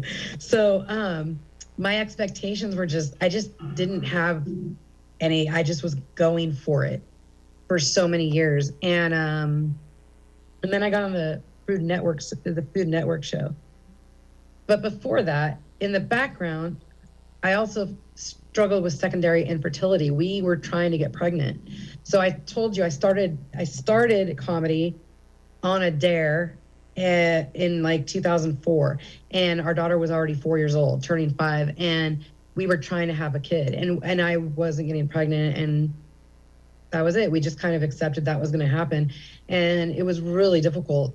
And so I put everything I had into comedy, and then I ended up pregnant, and it was awesome, but my kids are 12 years apart. So once my son came around, my priorities kind of changed. Like that's really what I wanted forever. But comedy sneaks back in and it kind of pulls you in. And I started doing it harder again. Like I started going to more shows and taking on more gigs. And then I got on the Food Network, and they chose me for a show. And I basically went to New York, and I was isolated from my family for 4 weeks. And I left, my little guy here, and my other kid, or our other kid, who's a little bit older. And it was really hard on my husband to be here and work full time and be a single dad for 4 weeks. Like, it was very, very difficult. And at the same time, the way we were treated on that show was so bad. It was such a bad experience that when I got back, my goals changed with comedy. I no longer am doing this to be famous. I'm actually doing it for me. And it's cool. I don't feel like I need it anymore, but if I do a show, I want it to be a good show that's really meaningful and really, like, people leave and they laugh. They're like, that was cool. I want to be leave a good and funny impression on people. I don't want to just go do shows to do shows, I think that it kind of that ties back into what we were talking about with like TikTok. Like when you make videos, like you can't make them to be famous. You got to make them for you, and you want people to like it and to leave with a good impression and happy. Mm-hmm. This kind of touches on something. This is the 39th episode of this show, and we've talked about this over various episodes of the show. Like, you can't get into comedy or drag, because that's the two worlds I have stiletto feet in. You can't get into either and think like, oh, I'm gonna do this to be famous. Like, that's the wrong path to start out on. Like, you have to do it for what makes you happy. And I think, I don't know, I think I'm glad that you found it. Yeah. I think I agree, and I disagree with you a little bit. Okay. I think you can go into it because you want to be famous, and then you're willing to put in the time and effort. Okay. But if it's not genuine, if you're not doing it because it's meaningful to you, and like you're not getting up there and really telling jokes that are going to resonate with your crowd, whoever your crowd is, it has to be both. You have to be authentic with it, and it's okay to want to be famous. But you're right. Don't do it to be famous. Do it because you love it, and you knew that the minute those lights went on my face and I handled the microphone and started talking to everybody, and the minute I made someone like that room laugh my first time, I knew, like, this is what you're supposed to do with your life. Like, literally, I was like, okay, this is what I'm supposed to do. It's the most comfortable I ever am is on stage. Yeah. No, I'll agree. I'll agree with that caveat. It's so if you like, because I always tell people, like, I pathologically talk and perform. Like, I can't. It's not like I don't need it. Like oh, that's sad. She needs to like talk. But like I do. I need to perform. I need to make people laugh. Like, it's what makes me happy. Yeah. And if that's what you're. Not that like that's okay for me to want to be famous then, but like if you've never liked doing that, if you don't like talking in front of people or performing in front of people, and you just want to be famous because it looks fun, like, maybe don't do it. Yeah. Okay. Yeah. Okay. Yeah, and if you're not going, what you can't do is get into it thinking that you're going to start getting paid gigs in the first 30 days. Like, it literally takes I don't know anyone who had a perfect 5 minutes that hadn't been hustling for months, weeks, years even. I didn't have my first 15 minutes for 2 years. It wasn't a strong 15 minutes, meaning sometimes I got the light and I wasn't done yet. You know what I mean? Like you perfected it.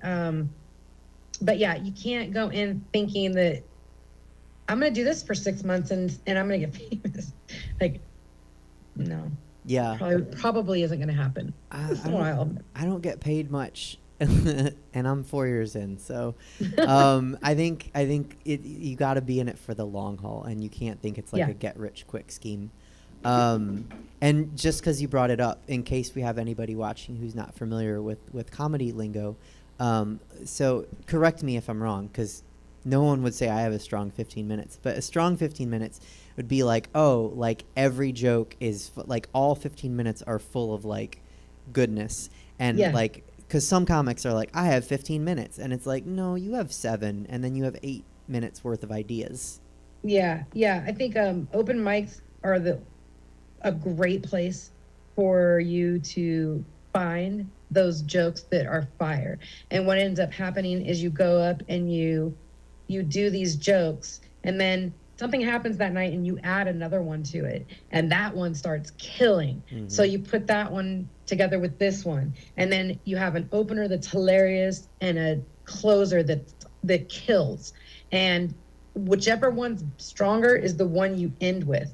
And then you put your other ones in the middle. And the one thing that I still do to this day is I now try a brand new joke right in the middle.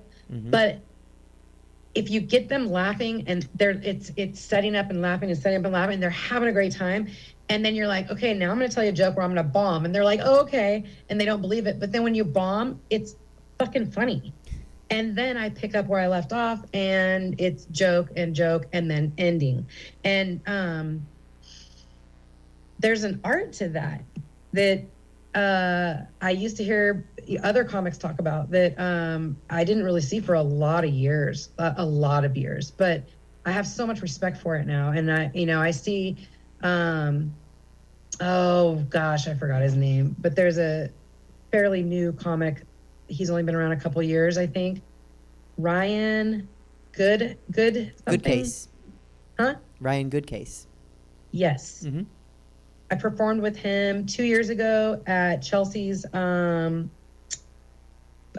that she has in Benicia. And he was fairly new, and he like blew me away how fucking funny that guy is, and real.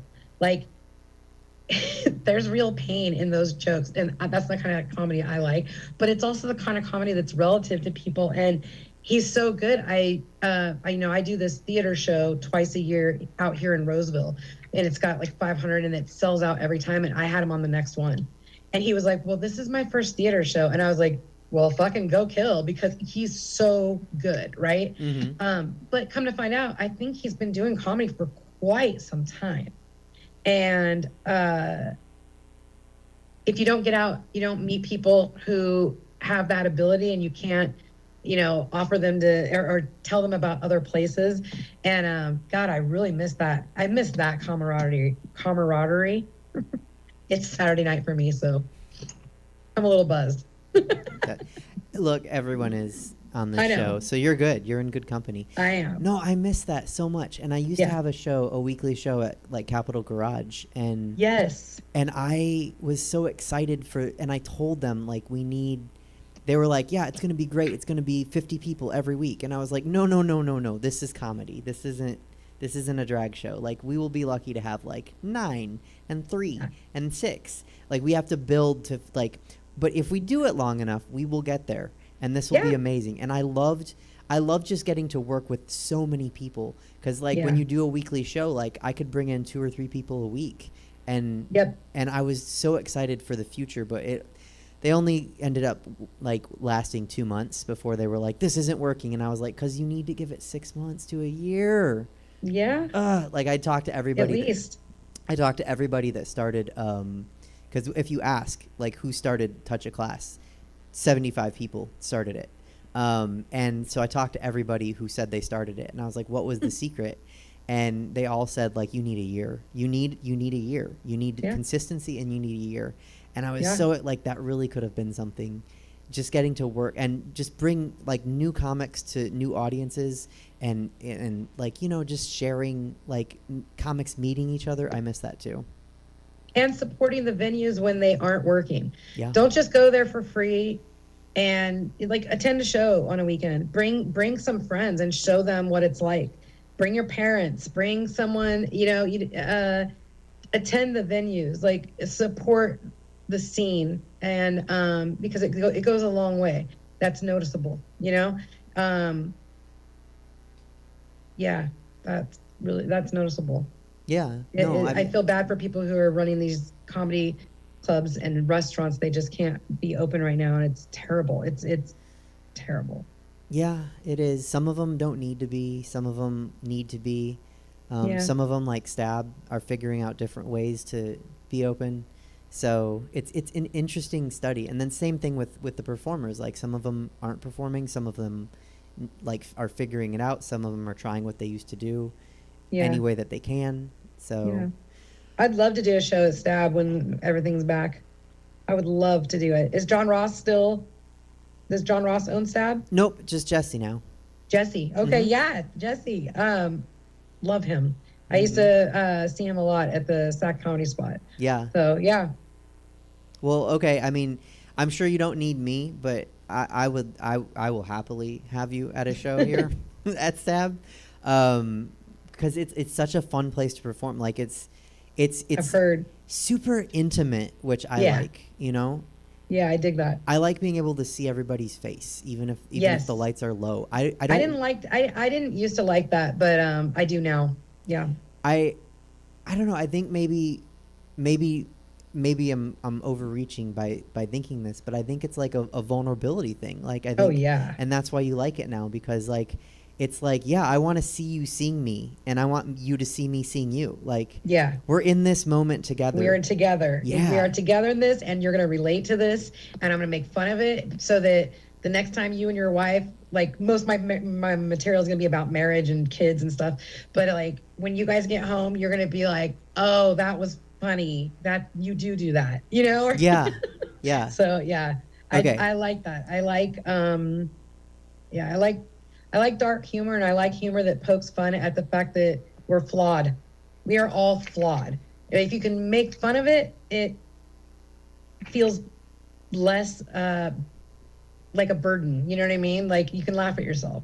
Well, that's why I was saying earlier, like, I got mascara all over my nose, and, like, That's I was so done. funny. I was done with my makeup, and I was like, that happens all the time. Are you fucking kidding? Like, what? And, like, there's, like, you try to brush it off, but that just makes it worse. Yeah. And you're like, I already powdered. What do I do? But yeah, if it's okay with Jesse, and I mean, you'll be here. You know, well, I don't know, but Cool. that would be so much fun. Yeah. So, okay, cool. You have a podcast.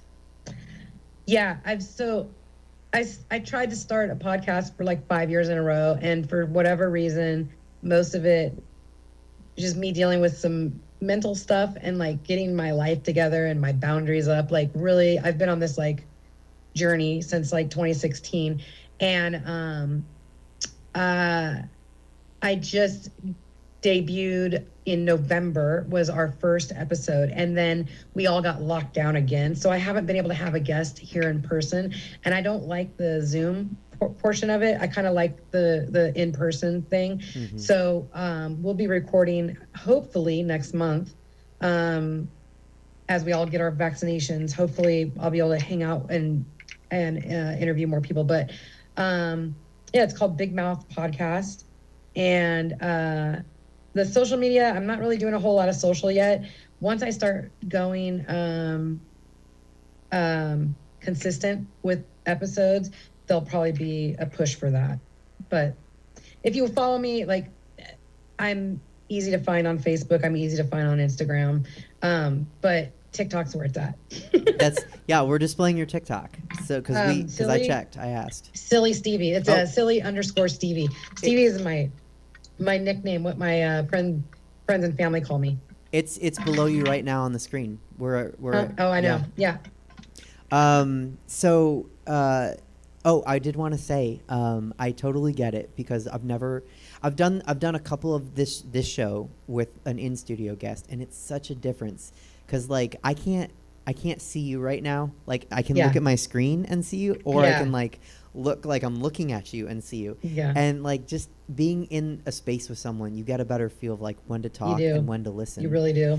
Yes. Agreed. They are selling a big plastic like separator at Costco, like a plexiglass one. So I don't know if you want to look into that, but yeah, as we get like vaccines and we get back out in the real world, like I want to keep doing this show and I want to have like in studio guests and like an audience. Like that would be an audience would be so cool. It'd be so cool. And you just stream it live on your channel or on YouTube. You just stream it live at the same time. That'd be awesome. Have to figure out why the audience would pay and we'd stream live, but I'll figure that out. Like, what do they get? But back to and maybe you'll come back because I love talking to you. So you'll have to come back. Back to your podcast. Sorry, I hijacked it. It's the Big Mouth podcast. There's a show called Big Mouth. So you thought about that. That didn't stop you though. So why the name Big Mouth Podcast? That's a great question. So funny thing, I wanted to name it Big Mouth Podcast in 2015. And I believe in either 15 or 16, I looked up the domains. I bought them all. They were like $30. They're like bigmouthpodcast.com. I think bigmouthpodcast.net. And I set up the Gmail and then, and the Twitter and the Instagram. So I was going to go full speed ahead. Well, I got really sick. Some other stuff happened.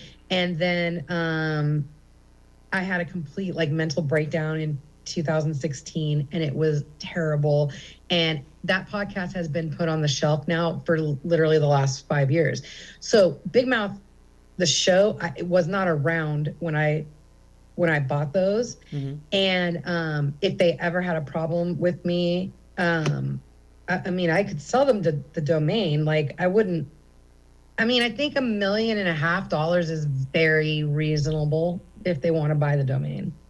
Yeah, that's fair. No, I'm kidding. Actually, the creator of that Big Mouth podcast, he's best friends with the girl I grew up with that I'm really good friends with too, but they live in LA. And I told her to tell him if he doesn't like it or if he wants it, like I'll just give it to him. I just started my podcast for real. I don't mind changing the name. Like I'm not in it for that. So if that is being talked about, not today, but it's in the works. I don't know if it's going to be called Big Mouth Podcast forever.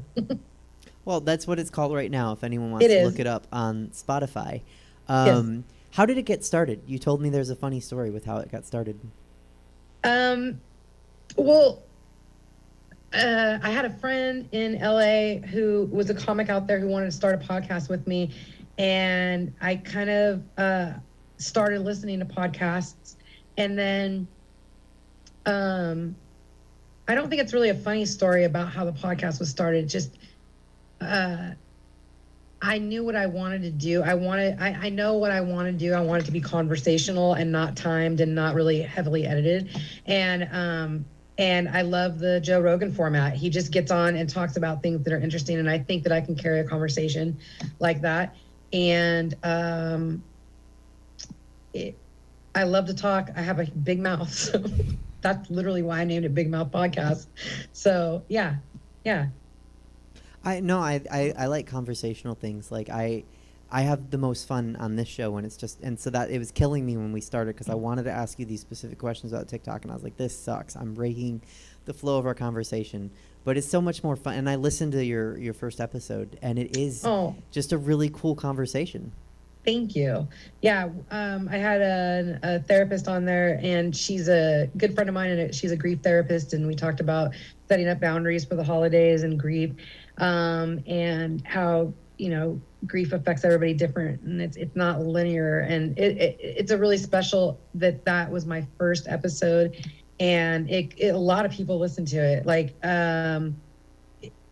your first podcast doesn't typically get a lot of views. I feel happy with the amount of views that we had. And then we're going to continue talking about grief because we got a couple of people who wrote in or texted us saying what the episode meant to them. Like, it really touched a couple people, and we thought, well, there's got to be other people grieving out there. So we're going to continue that. I'm going to continue interviewing her for like a series, if you will. I don't know. We'll see how it goes once we can all start meeting in person again. Like a spin-off podcast. Yeah. Yeah. Big Heart. Yeah. Big Heart podcast. Mm-hmm. Yeah. Okay, so this is a good segue. So you interviewed a grief counselor, and you, at the top of the interview, you were talking about how mental health is important, and then you're very open that you had, mental health, like you said, you had breakdown in 2016, if that's the right word. Yep. Mental health is a big, important issue to you, and I Yes. think that's great. I think it should be to everybody, and we don't get to talk about it much on the show. So let's talk about mental health and Okay. suicide prevention. And we could spend hours probably talking about Oh, it. Like, yeah. we could have our own spin-off show where I Yeah. asked you about this. But I don't know. What's important to you when talking about these issues? What's important to me is knowledge, people understanding what it is, and how their loved ones are struggling with mental illness, so that it takes away from the stigma. There's nothing wrong with your brain not being able to work the way it was made to work. My body did not work the way it was made to work. If we're taught a woman's body is made to have babies. Well, some of us can't, and some of our brains don't work just like some of our bodies don't work, and that's important. Both of those conversations are important. By the way, that's another series on my podcast, is with some infertility awareness and infant loss. These are things coupled also with mental illness that have a huge stigma, and the stigma is because you can't see it. It doesn't. If I had a broken arm, I'd have a cast, and you'd feel empathy for that. You don't see that my brain broke, or and that it's hurting and suffering, and a lot of people suffer in silence, and they don't feel comfortable seeking help. And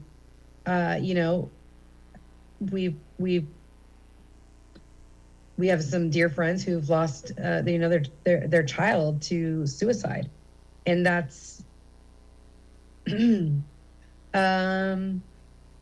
there's such a ripple effect with suicide. When someone commits suicide, there's this shock, the initial shock in the immediate family, but it ripples out to so many people. And I don't think that anybody would ever commit suicide if they knew what it was going to do to the people that they love. And I think that needs to be talked about more. Like, intrusive thoughts happen, and you're not a bad person for having them. We all have them, and some of us can shut it down, and they know, come on, I'm not going to think about that anymore. And some of us can't. Some of us, it gets on a spinning reel, and it just keeps playing and playing, and that's wrong. Something not okay. So why don't you go, find something to turn that part of your brain off? There's nothing wrong with that. But I feel that those of us who have OCD, or struggle with PTSD, depression, anxiety, it's so hard to remove the stigma from yourself. Like there's still shame that I still feel about not being able to handle it. One day I just couldn't fucking handle anything. And I literally went to the doctor. I knew well enough to go to the doctor because the thoughts that were coming in my head were not my own. Like, they just weren't who I am. And I went into an outpatient facility, and it was life-changing. And I learned about grief and PTSD and childhood trauma and how it can affect you. If you don't discuss your trauma in your childhood, it's going to come out somehow, somewhere, as you get older. And that a lot of times can be addiction and self-harm, mental illness. I don't consider myself mentally ill, but I struggle with the memories that I have of being abused as a child. And I don't think that I'm abnormal. I think that a lot of us do. And some of us shut off that part of your brain that with alcohol or drugs or sex or cutting, or suicide. Or work. And some people do it with it work.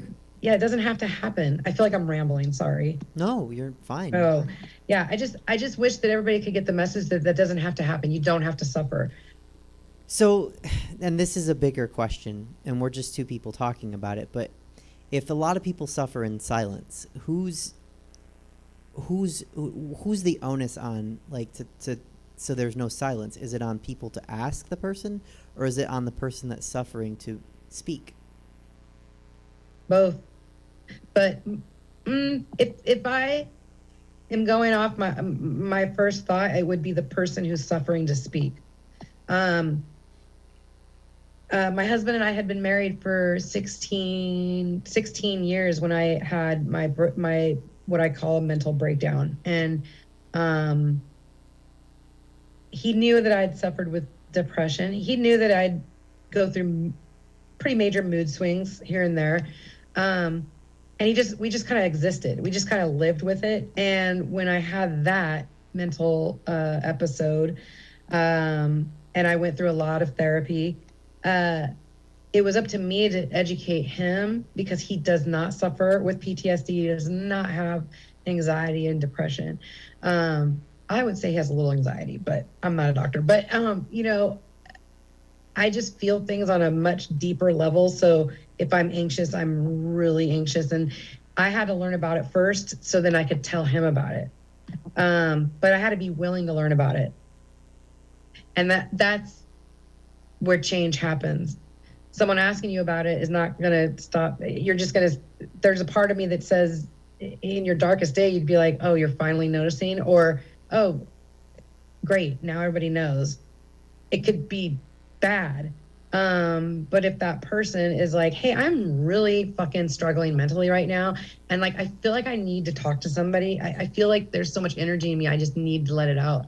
And then help can show itself. I mean, your friends, I doubt, would ignore you. And if they do, they're not your friend. Yeah. No, it can be really important, and I'm glad that you have a podcast where you're going to talk about some of these things. Yeah. Because I think in our society, people don't talk about them enough. Agreed. And I think the lack of them being talked about is what causes people to not want to talk about. It's like a cycle. Yeah. Like, because they're not talked about, it's seen as taboo to talk about them. Whereas if you just talk about it, like, maybe people are going to be okay with it and have some good, helpful ideas, or maybe, I don't know, maybe it won't be as bad as you think to talk about it. Maybe it'll help you feel better. Yeah. I believe that. I do believe that. I believe the more you do talk about it, and the more you talk about your experiences to someone, in my case, a professional, the less power they have over your brain. You can retrain your brain to think positively, but you just got to put in work. It's just like working out your body. I'm not going to have like great calf muscles if I don't go and work out. I'm not going to have great mental health, the best I can possibly be, without working on it. So yeah, I'm a huge fan of therapy, and a huge fan of discussing that it's okay to ask for help. And yeah, we all struggle. Yeah, that's a show I would like to do. Is just a round table where people talk about mental health and struggling, like, because it's a real thing. You brought up something I didn't plan on asking this, but I mentioned earlier you had to balance being a mom with comedy. You've also on the show we've talked about people balancing a relationship. Like what's that been like to balance a marriage while doing stand-up comedy, because it doesn't work for everybody. Yeah. I think you really have to have a partner, and I make a lot of fun of him on stage, but we're tight. Like we're buddies. We are best friends. And I know that sounds so cliche, but we really are. We have each other's backs. He knows how much comedy means to me, and I'm so grateful that he is okay with the amount of time that I've been gone and that I will be gone. But if I was a dude, it would kind of be more socially acceptable, like I was providing for my family. So I've always struggled with that, and it's affected the relationship, of course, but we talk about it and we're fine. Me and him are really good, but we were pretty good before I started comedy. Like we had already been together a number of years before I started comedy. So it's not like he got into the marriage and this is just who I am. I became that person, and I'm just grateful that he's been along for the ride. He's my biggest fan. He's fucking awesome, but you've got to have a good relationship for it to work. I don't know how single parents do it. I know there's a few, but I don't know how they do it. There's a few comics that are single parents that continue to work. Chelsea was just on the show. I know, she's amazing. She's amazing. I think you're both amazing. Because I have myself, and I can barely take care of myself. Yeah. And you guys have kids and families, but it is interesting. I was just talking with Paul Conyers a couple episodes ago, because he started comedy after being in his relationship. Was it like how? Was there a point where your husband was like, all this open micing, or did the shows come soon enough? Yeah, he hated it. I mean, it was tough. I'd be leaving Tuesdays and Thursdays every week, and then going to the clubs on the weekends just to show my support, or like see another comic that I knew, or hope that maybe I could get a guest spot. Oh God, those years were tough. And then it's just the environment. Like he would show up to a show and people didn't know that was my husband. And there's a lot of humor that's thrown back between comics that know each other. And when he sees one of my guy friends in comedy talking shit to me, like he would take that shit personal in the beginning. So it was tough, but like I said,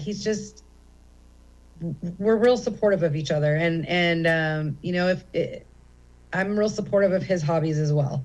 So we find a balance. That's really cool.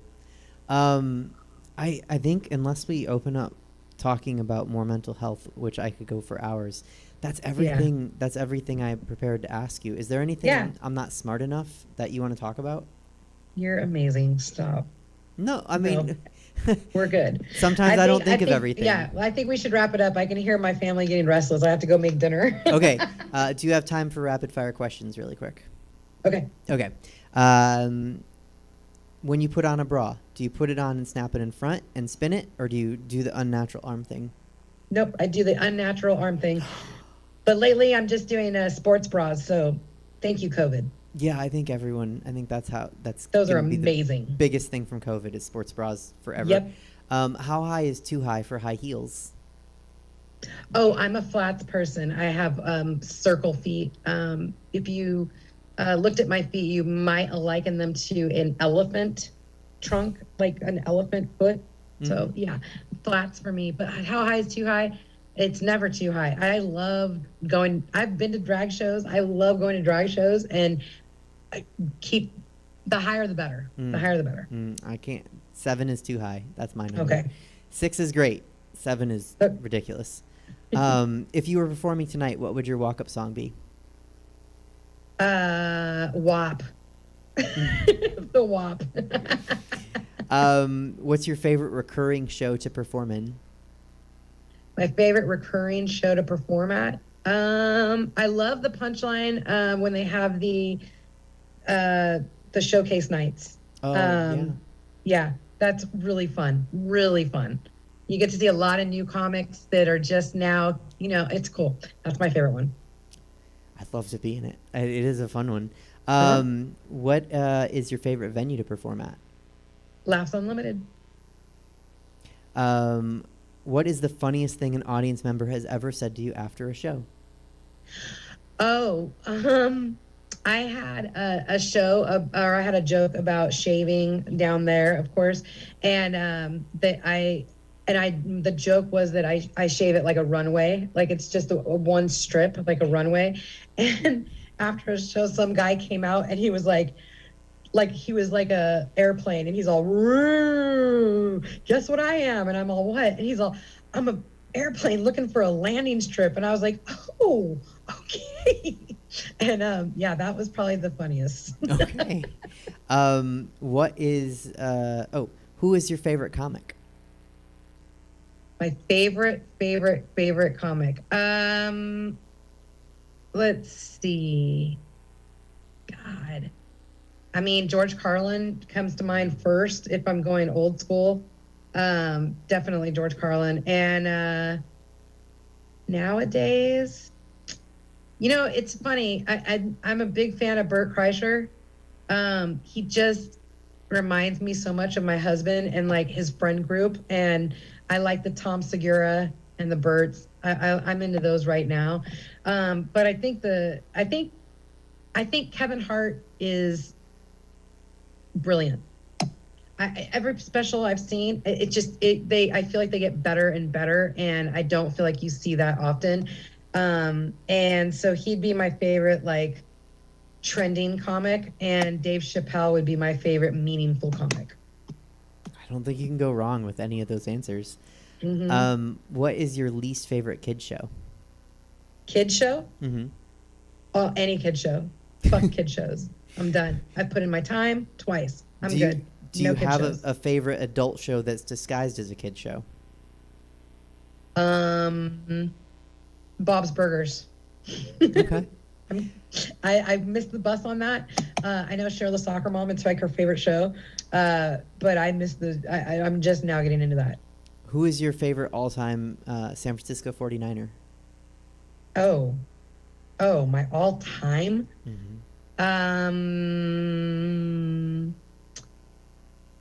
I'm going to piss people off with this. If you go statistic-wise, it's got to be Montana. But if you go radically change the nation-wise, I'm going to go with my boy Kaepernick. Wow. He's been my favorite football player just for what he gave up and what he's done and what he continues to do. Right, and continues to have to give up. What is your favorite thing about the existence of brunch? That I don't get invited to that because my friends don't do brunch. And that means that I'm in an older group now, and I'm completely okay with that. Oh, I was going to invite you to brunch, but I won't. I would be wasted. I don't drink alcohol, but I would at brunch, and it would ruin my entire fucking day. Okay. That's how old I am. Don't come to my brunch. I get you're the only person I'll ever say that to, unless you want to, and then just have virgins. It's a good drag show. It's a good drag show. I'm just not a brunch person. Fair enough. I know. Do you have a favorite sex position? It's these days any and all. Same. Do you cook or bake? Yes, both. Ooh, which do you like more? Cooking. Okay, me too. Yeah. DC or Marvel? Whatever Wonder Woman is a part of. That's DC. Okay. If DC. we are, okay, I think you just answered this one, but if we're at the bar after a show and someone's buying us shots, what are we shooting?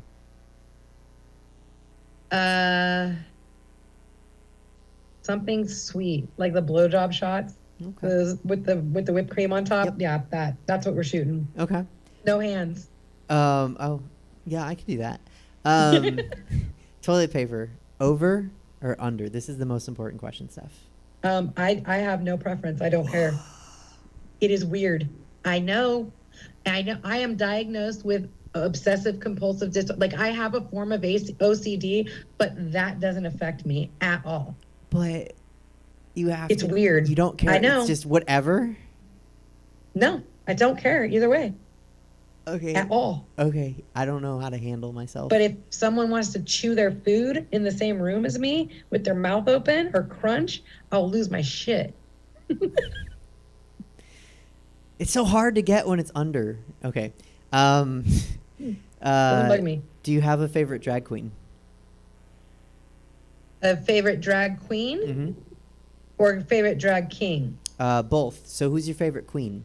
You. Oh, thank you.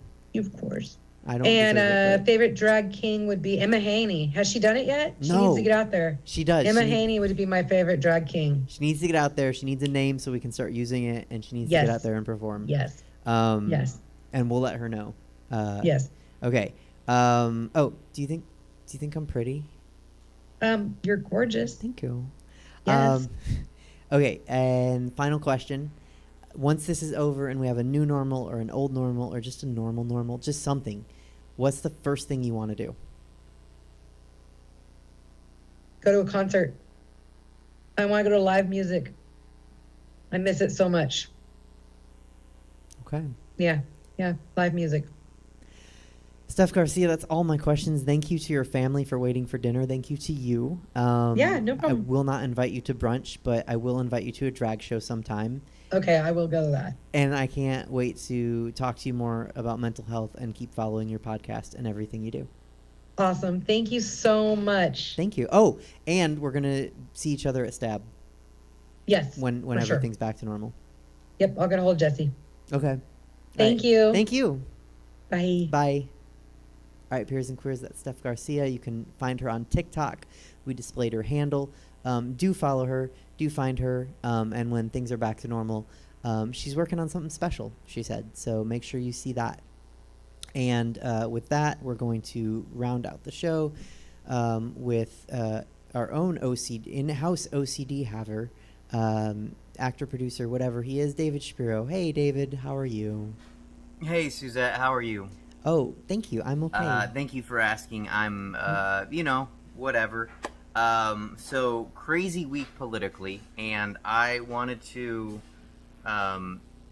talk about something I posted on Facebook about, which is if something's happening in the world, right, and you look around and the Nazis are on one side, or really anybody that hates Jews is on one side of the fight, that side is the wrong fight. And I know you might be like, well, you're biased because you're Jewish, David. And Yeah, yes, you are. full disclosure, that I am. But here's the thing. As a Jewish person, as a Jewish individual, as a Jewish man, I see, I don't know how to say it. Like, I haven't been here for all of history, but I've learned about things, the Spanish Inquisition, the Nazis, the Third Reich, white supremacists, the KKK. All these people hated the Jews, right? Mm-hmm. And they all hated other people. So that's what I'm really saying, is we're not, they hate, if somebody comes for the Jews, then they're going to come for everybody else. I don't know why. I'm not sure why we're like the Phil Coulson of the hate world. Like, I don't know why we're the 1 degree away, like, hate us and then you'll hate other people. But it seems like we are, right? Like, if people hate Jews, then they will hate everybody, right? Like, look at the white supremacists that did, the terrorist attack on Capitol Hill. They were wearing shirts that said, like, 6 million wasn't enough, which is to reference the Holocaust, saying 6 million Jews dying wasn't enough, which is a heinous thing to say. Like, who else would wear a shirt saying that enough of your people didn't die? Only bigoted bad people would, right? So that's my point. My point is these people are awful, they're terrible, and they want Jews to die, so you can expect that they want other people that are unlike them, and in this case, they believe they're the master race, which I saw a lot of the jaw lines and the teeth, and, like, that was not the master race committing a terrorist attack on the Capitol. That was like, yeah, I don't know what that was, but it wasn't the master race. There is no master race, is the thing. We're all humanity, and the sooner that we blend together, the better, really. That's just the truth. Like, that's the direction we're going, and that's an evolved state, you know? So, back to my point. Thank you. The KKK, they were terrible, right? They hated Jews. They hated other people. The Nazis hated Jews. They hated other people. These white supremacists hate Jews. They hate other people.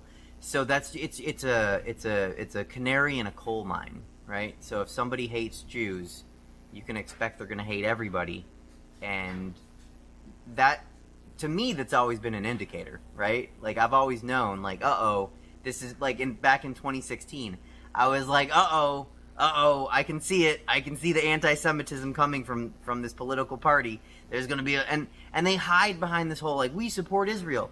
Nah, not really. Not really, you don't. And then also on top of that, like, does that mean you support Jews, or you politically support the idea of an Israeli state? Because that's a different thing, right? Like, supporting Israel does not mean you support Jewish people, you know? And we're not Thor. This isn't the end of Ragnarok. But, like, the Jewish people are Israel, right? Like, and I'm not Israeli. So, like, any Israelis watching this, like, please don't hate me. Obviously, I don't represent Israel. But what I'm saying is, Israel was formed on the basis of this is where the Jewish people are. This is the homeland, right? So, back to my point. Yes. In the future, anyone watching this, if you see someone coming down the street and they're anti-Semitic, they're a bad guy, right? Now, this is important. Not all Jews are good guys. Ben Shapiro, he's Jewish. He has my last name. I hate that he has my last name. I don't like him at all. He's a bad person. He is not a good Jew. There are other bad Jews too. Not all Jews are good, right? And not all people that hate Jews... No, it is. All people that hate Jews are bigoted, bad people. Yeah, that's my point, actually. I can't go against that, because that's what I'm saying. So, not all Jews are good, right? Some people hate Jews for reasons that aren't, I hate everybody, but it's the gateway drug for hating everybody. They're going to hate everybody eventually because they hate Jews. Why? Most of them don't even know. Some people think that we killed their savior 2,000 years ago. I don't know. Look here, white people. You did a lot of atrocities in the last 2,000 years also.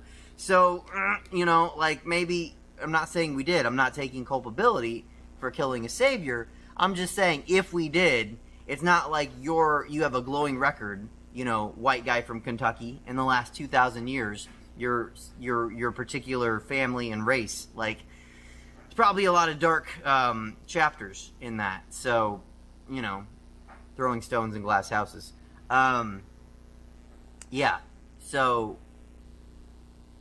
this is rambly. I'm sorry. Yeah. I don't know quite how. I should have thesis this. I should have streamlined this. Mm-hmm. Maybe I'll record later and try again. No. I don't know. How is it for now? Are you okay with it for now? I think it's a good stopping point. Yeah. Okay. But thank you. Well, that's my thought. My thought is, if anyone hates Jews, you know they're a bad person. You shouldn't like that person. Noted. Not one Jew. If they hate one, that's an important distinction to make. If they hate one Jew, right? Mm-hmm. Like Ben Shapiro. I hate Ben Shapiro. I'm not a white supremacist because I hate Ben Shapiro. Mm-hmm. I hate Ben Shapiro because he's a garbage person. But if I hate Ben Shapiro because he's a Jew, or I hate all Jews, then you could say I'm a garbage person, right? But I'm not, because I don't hate all types of one people. accept all types of white supremacists, I guess, which that opens up an interesting theory of, if you hate which hates you, does that make you as hateful as the hater? You know, I'm sure there's a philosopher out there that could get into this, but I don't know. They hated me first, so that's I'm confused now. I'm not confused, but I'm confused because you know what I mean. The thing is, Suzette, I say I hate you. You do, but I don't. It's playful hate. It's a loving hate. I hate you because I love you. I love you too. And because you're a lovable hot mess. And how does one not hate a lovable hot mess? Well, right? Thanks. That's all I got this week. It was a weird week. I just want to let people know in the future to watch out for Jew haters, because if they hate Jews, they hate yous. That should be on a shirt. People should, if they hate Jews, they hate yous. You should learn to say it first. I'm trying to think of, like, if they hate something, they hate me. But like, seriously, go back through time. You know, Antiochus, bad dude. Who is? I'm trying to think of another. Haman. Haman was a bad dude. We've talked about Haman on this segment. Yes. Haman was a bad dude. So throughout the Spanish Inquisition was a bad Inquisition. Yes. So, watch it, and people out there, that's how you can tell if someone's going to be a bad person. They're going to hate Jews. They're going to hate yous. And Suzette, I say I hate you because it's habit. But in this segment, I will end with I adore you. And thank you for having me on. I hope you have a good, safe rest of your week. Thank you. Thank you for coming on. Thank you. I don't hate you, I guess, either. Bye. Okay. That was David Shapiro. That was the show. Thank you to Clifton, to Mean Dave, to Chelsea, to Steph Garcia, to David Shapiro, to Jesse, to Stab, to all the viewers for watching. Join us next week on the 24th with Woo Woo Monroe. Let me say that again. Woo Woo Nope. One more time. Woo Woo Monroe. There it is. Okay. See you next Sunday. Bye.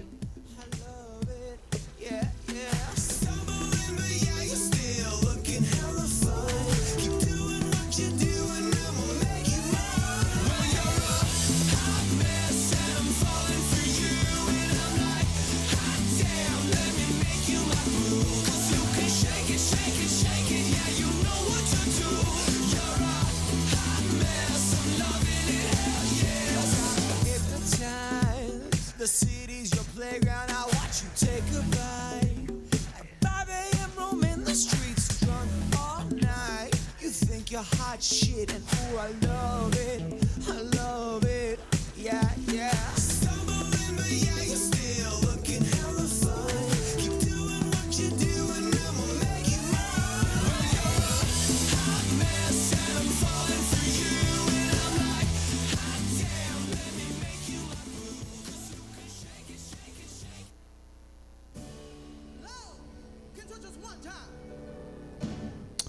Well, thank you all for hanging out with us tonight. That's it for Stab. Let's see if there's some place that we can send you guys. Oh, there's all sorts of stuff going on. How about KO Comedy over at Comedy Hub? Why not? And I will see you in the morning for some office hours, if you want to. Otherwise, hold on for the rate.